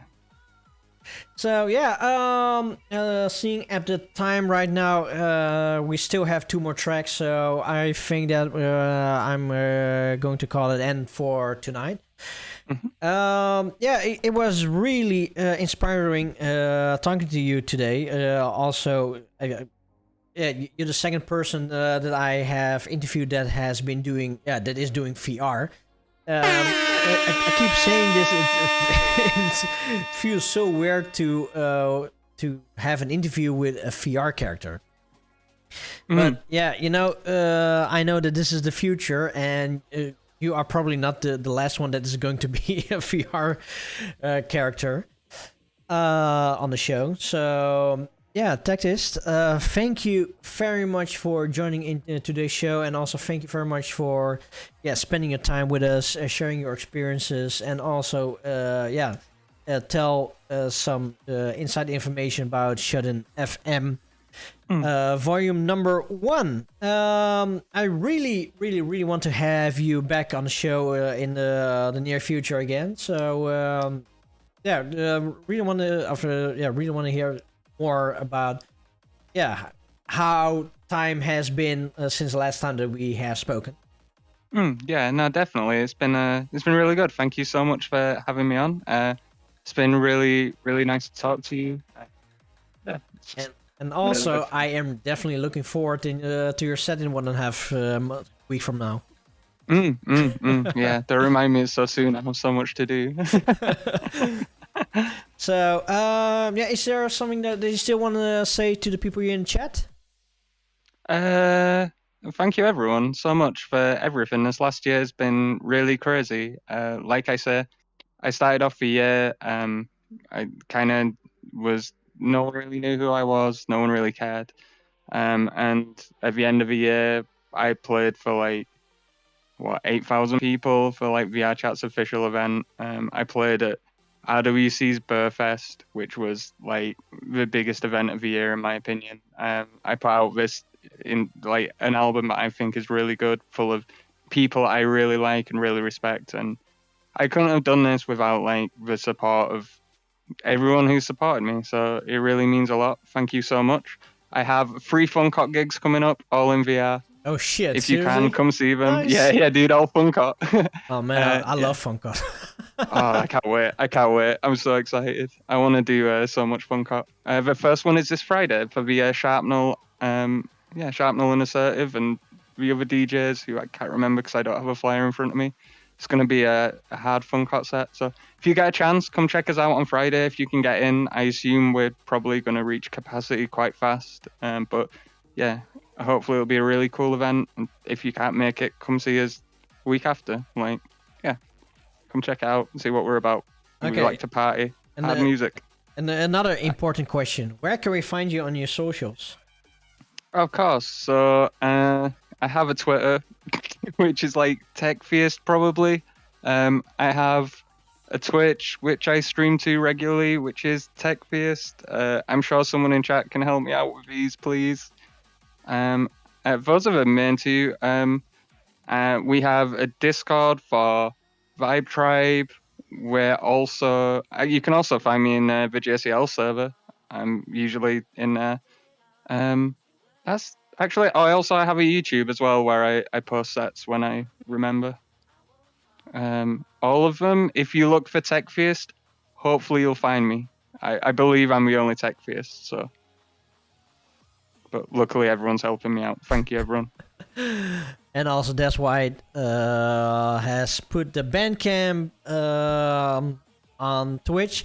So go support Texism with Shut-In FM. Download the album, and even better, please support the label by sending him some New Year's money. So like I said, I really want to have you back for another time again. I'm looking really forward to your show at JCL. And of course, I will see you back again on the server. Yeah, of course. I'm always around, so yeah. Are you seriously let it rain? Yeah, that was me. Damn. Oh shit! You can also. Instead. Are you magic hearts? Nice. Damn. Well, VR's really cool. Okay. Yeah. Once again, thank you very much for joining in today's show. Yeah, we are going to listen to the next track, and the next track is going to be 7-7 with. Is it 7-7? 7-7 is so good. This track is so good. I was so surprised when he submitted this track. It's really cool. I'm surprised as well. So 7-7 with Chill Break.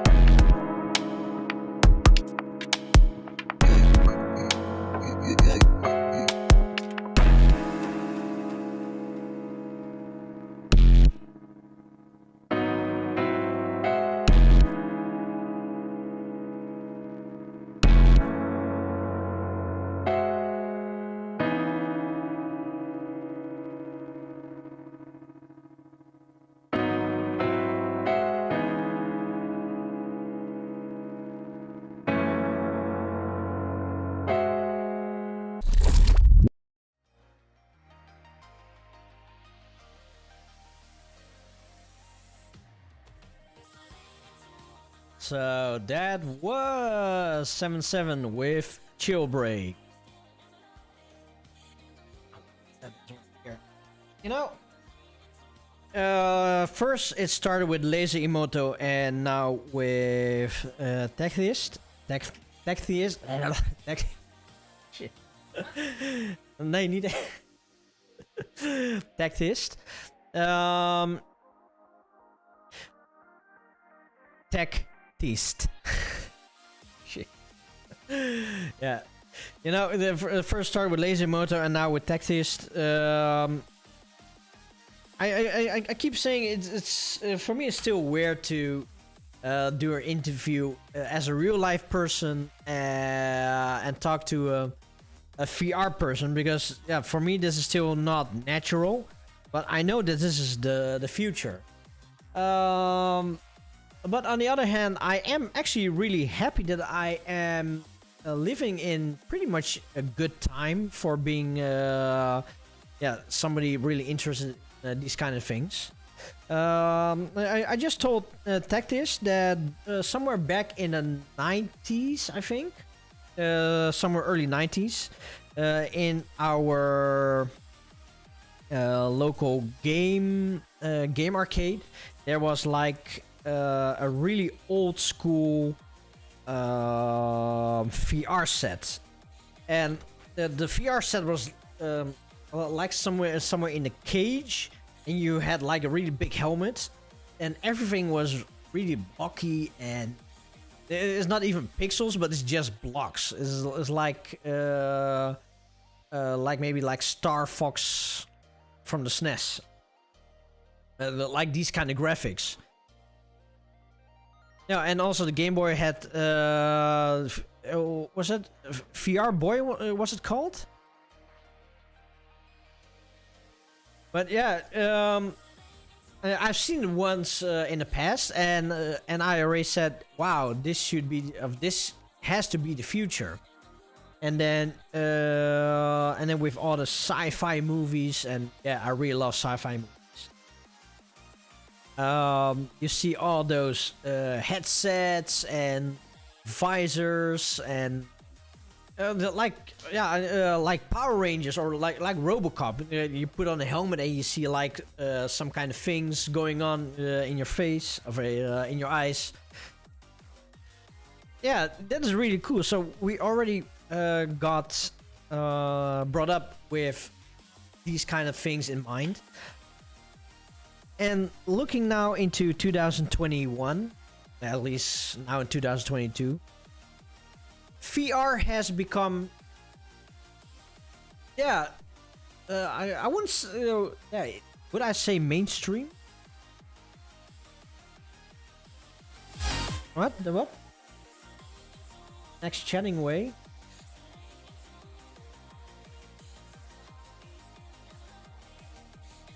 Yeah, that's true. Yep. Oh.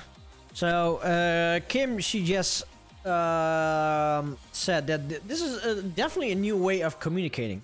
Because I know back in the day when internet is just quite new here in the Netherlands, I would say, let's, which year, 1990, 98. I think it started in 1997 for me, when internet was just, it's more for the mainstream audience, public.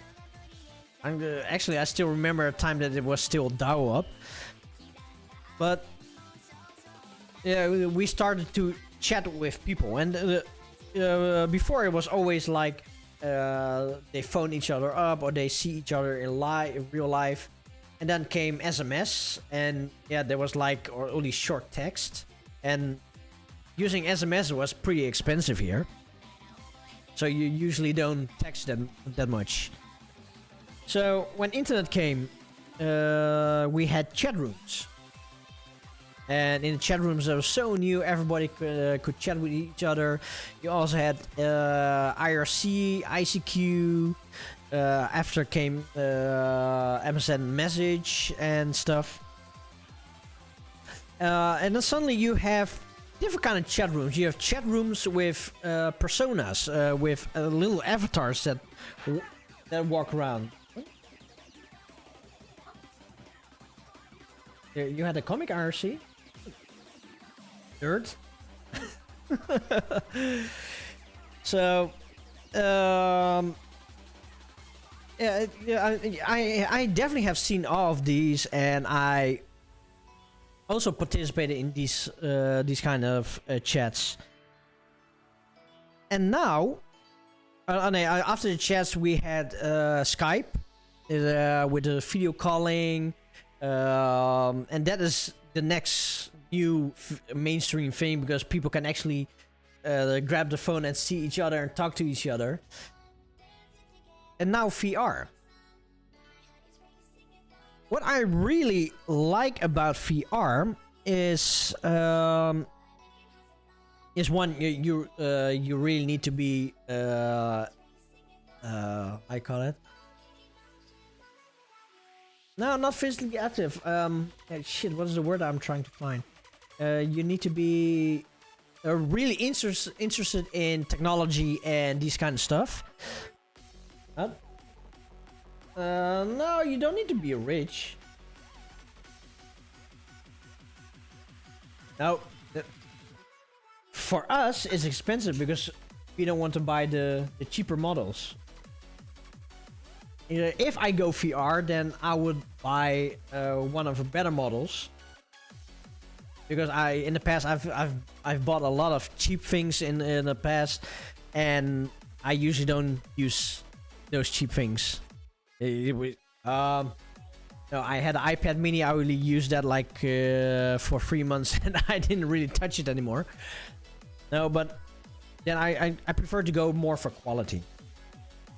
But now with VR, the thing is, the people that does VR in general are more the people that are not normies.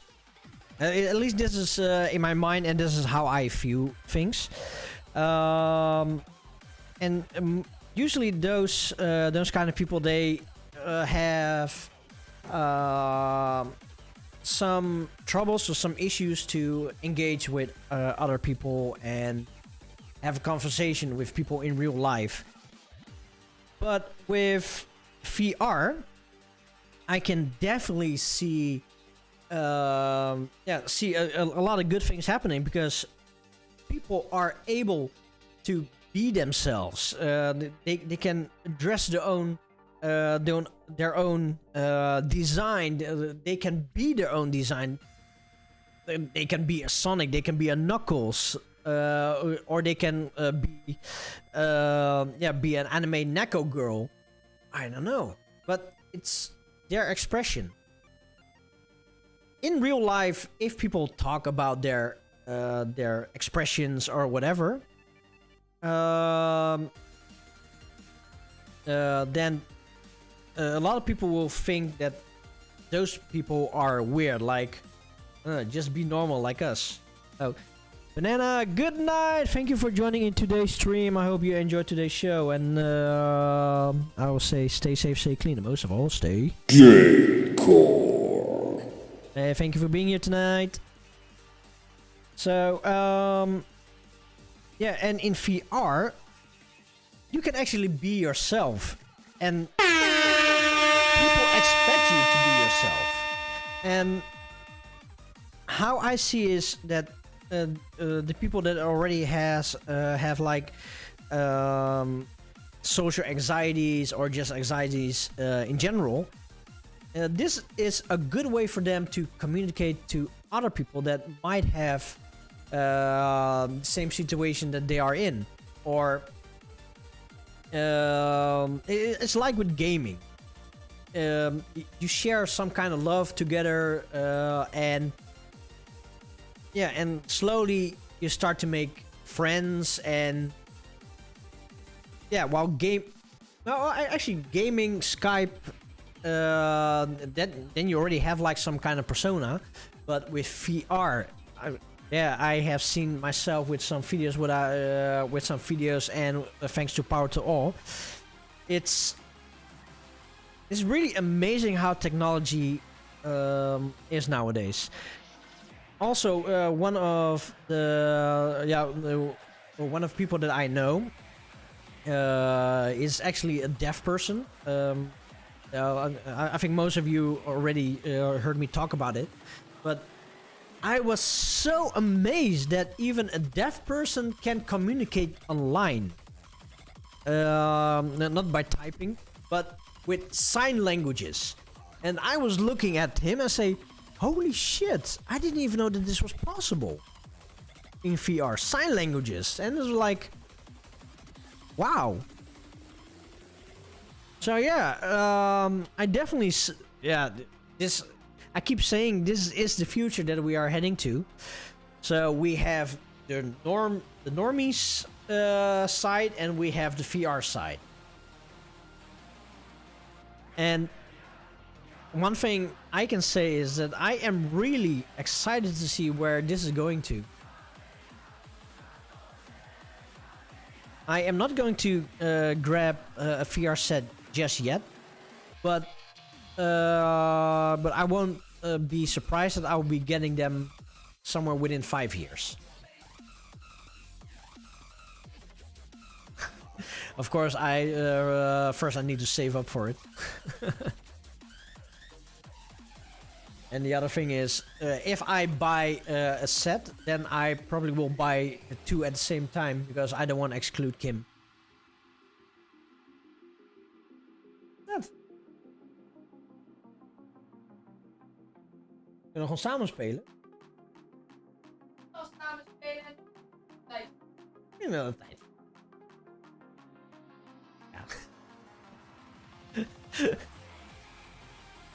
Ja. I have shut up now before the wife gets pissed. So yeah, yeah. Let's see, we still have one more track to go. Yeah, and I think we can pretty much keep it here for today. So let's see. Yeah, some kind of stuff before we close off. Yes, definitely. The first one is this.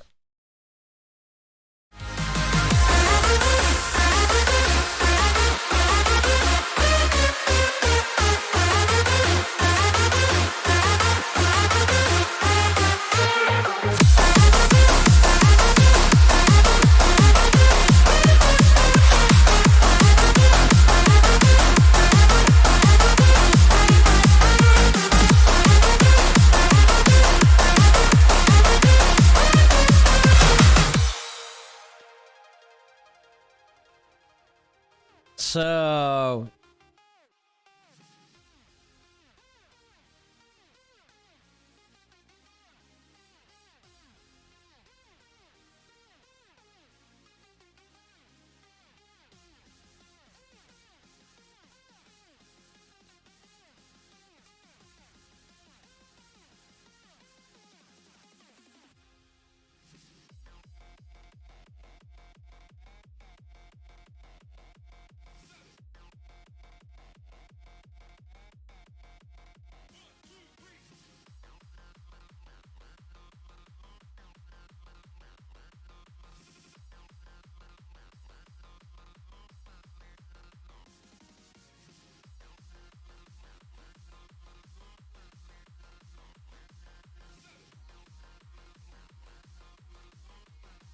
here's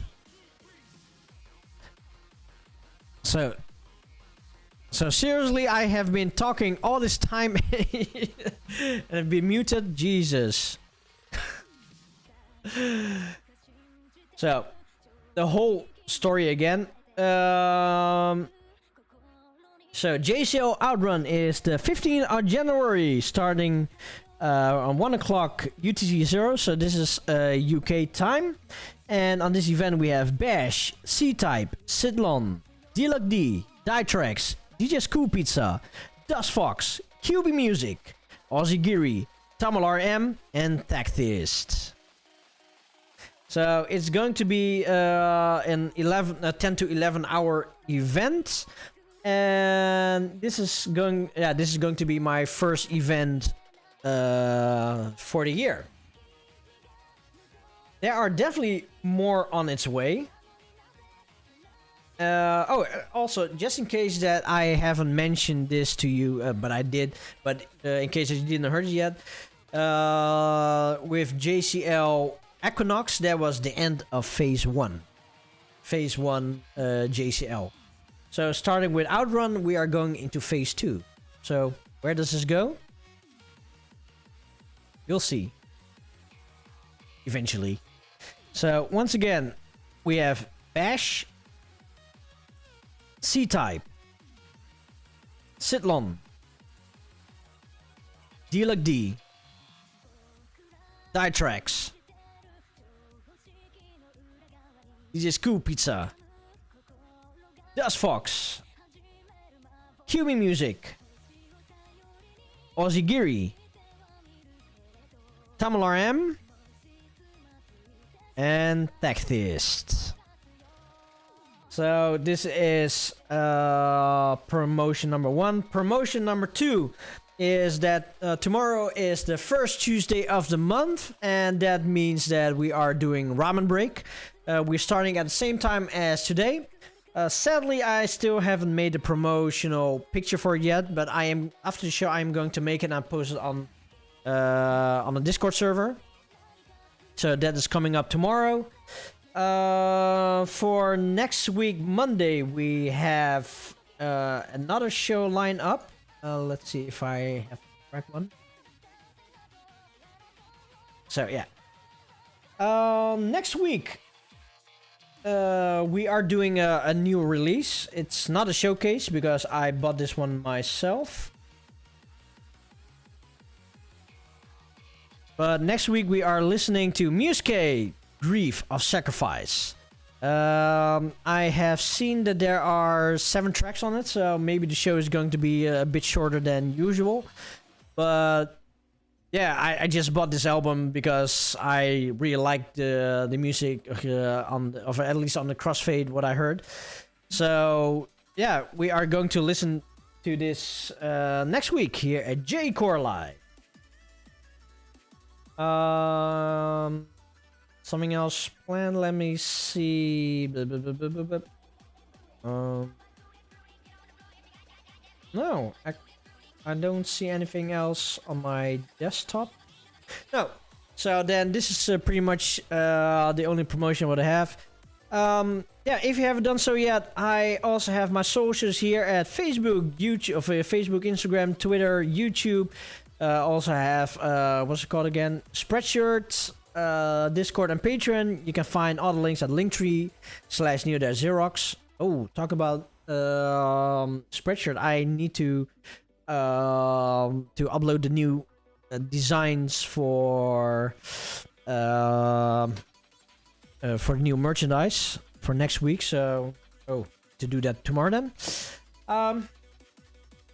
Yeah, that's pretty much it.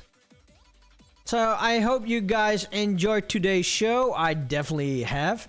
I learned quite a lot about VR today. Had a really good time, and also I am surprised with that that we are having 40 viewers on average.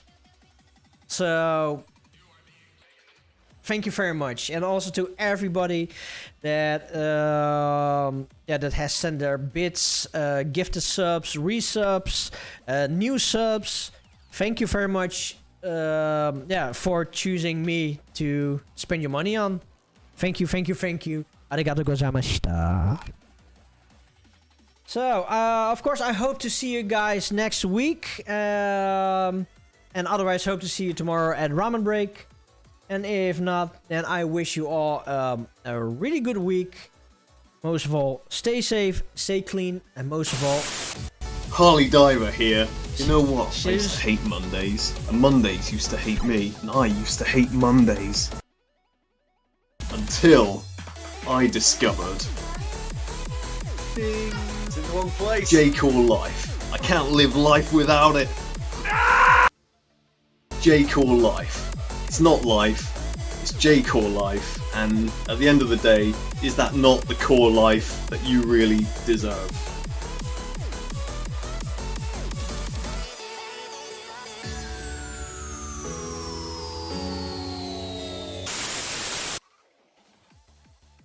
Holy shit. You know, I am not even mad. I am not mad. I am really amazed about the timing, Dash. Really, the timing for this was perfect. Really, mad props. So once again, stay safe, stay clean, and most of all, stay J-Core. And yes, even Harley is automated. We still have one more track to go. And where's my folder? And where's my record box? There. So we are now listening to Tektheist with Arc. Oh, also, before I go away, let's do a quick shout out to all the chatters here in the chat. So, a great shout out to Tektheist, Jake Star Games, Harley Diver, from the Aerostomp, Portal, T-Dash, Mona Monai, original number 4, the Clumpy, Kimbine, D-Luck, D, That's White Orange VR, DJ Scoop, Pizza Tropic, Dexon, DJ Greenheart, Erazertje, I don't know if it's a Dutch name. Mint, Severoons, Cheesecake, Banana, and it's VM. So, Tektheist with Arc.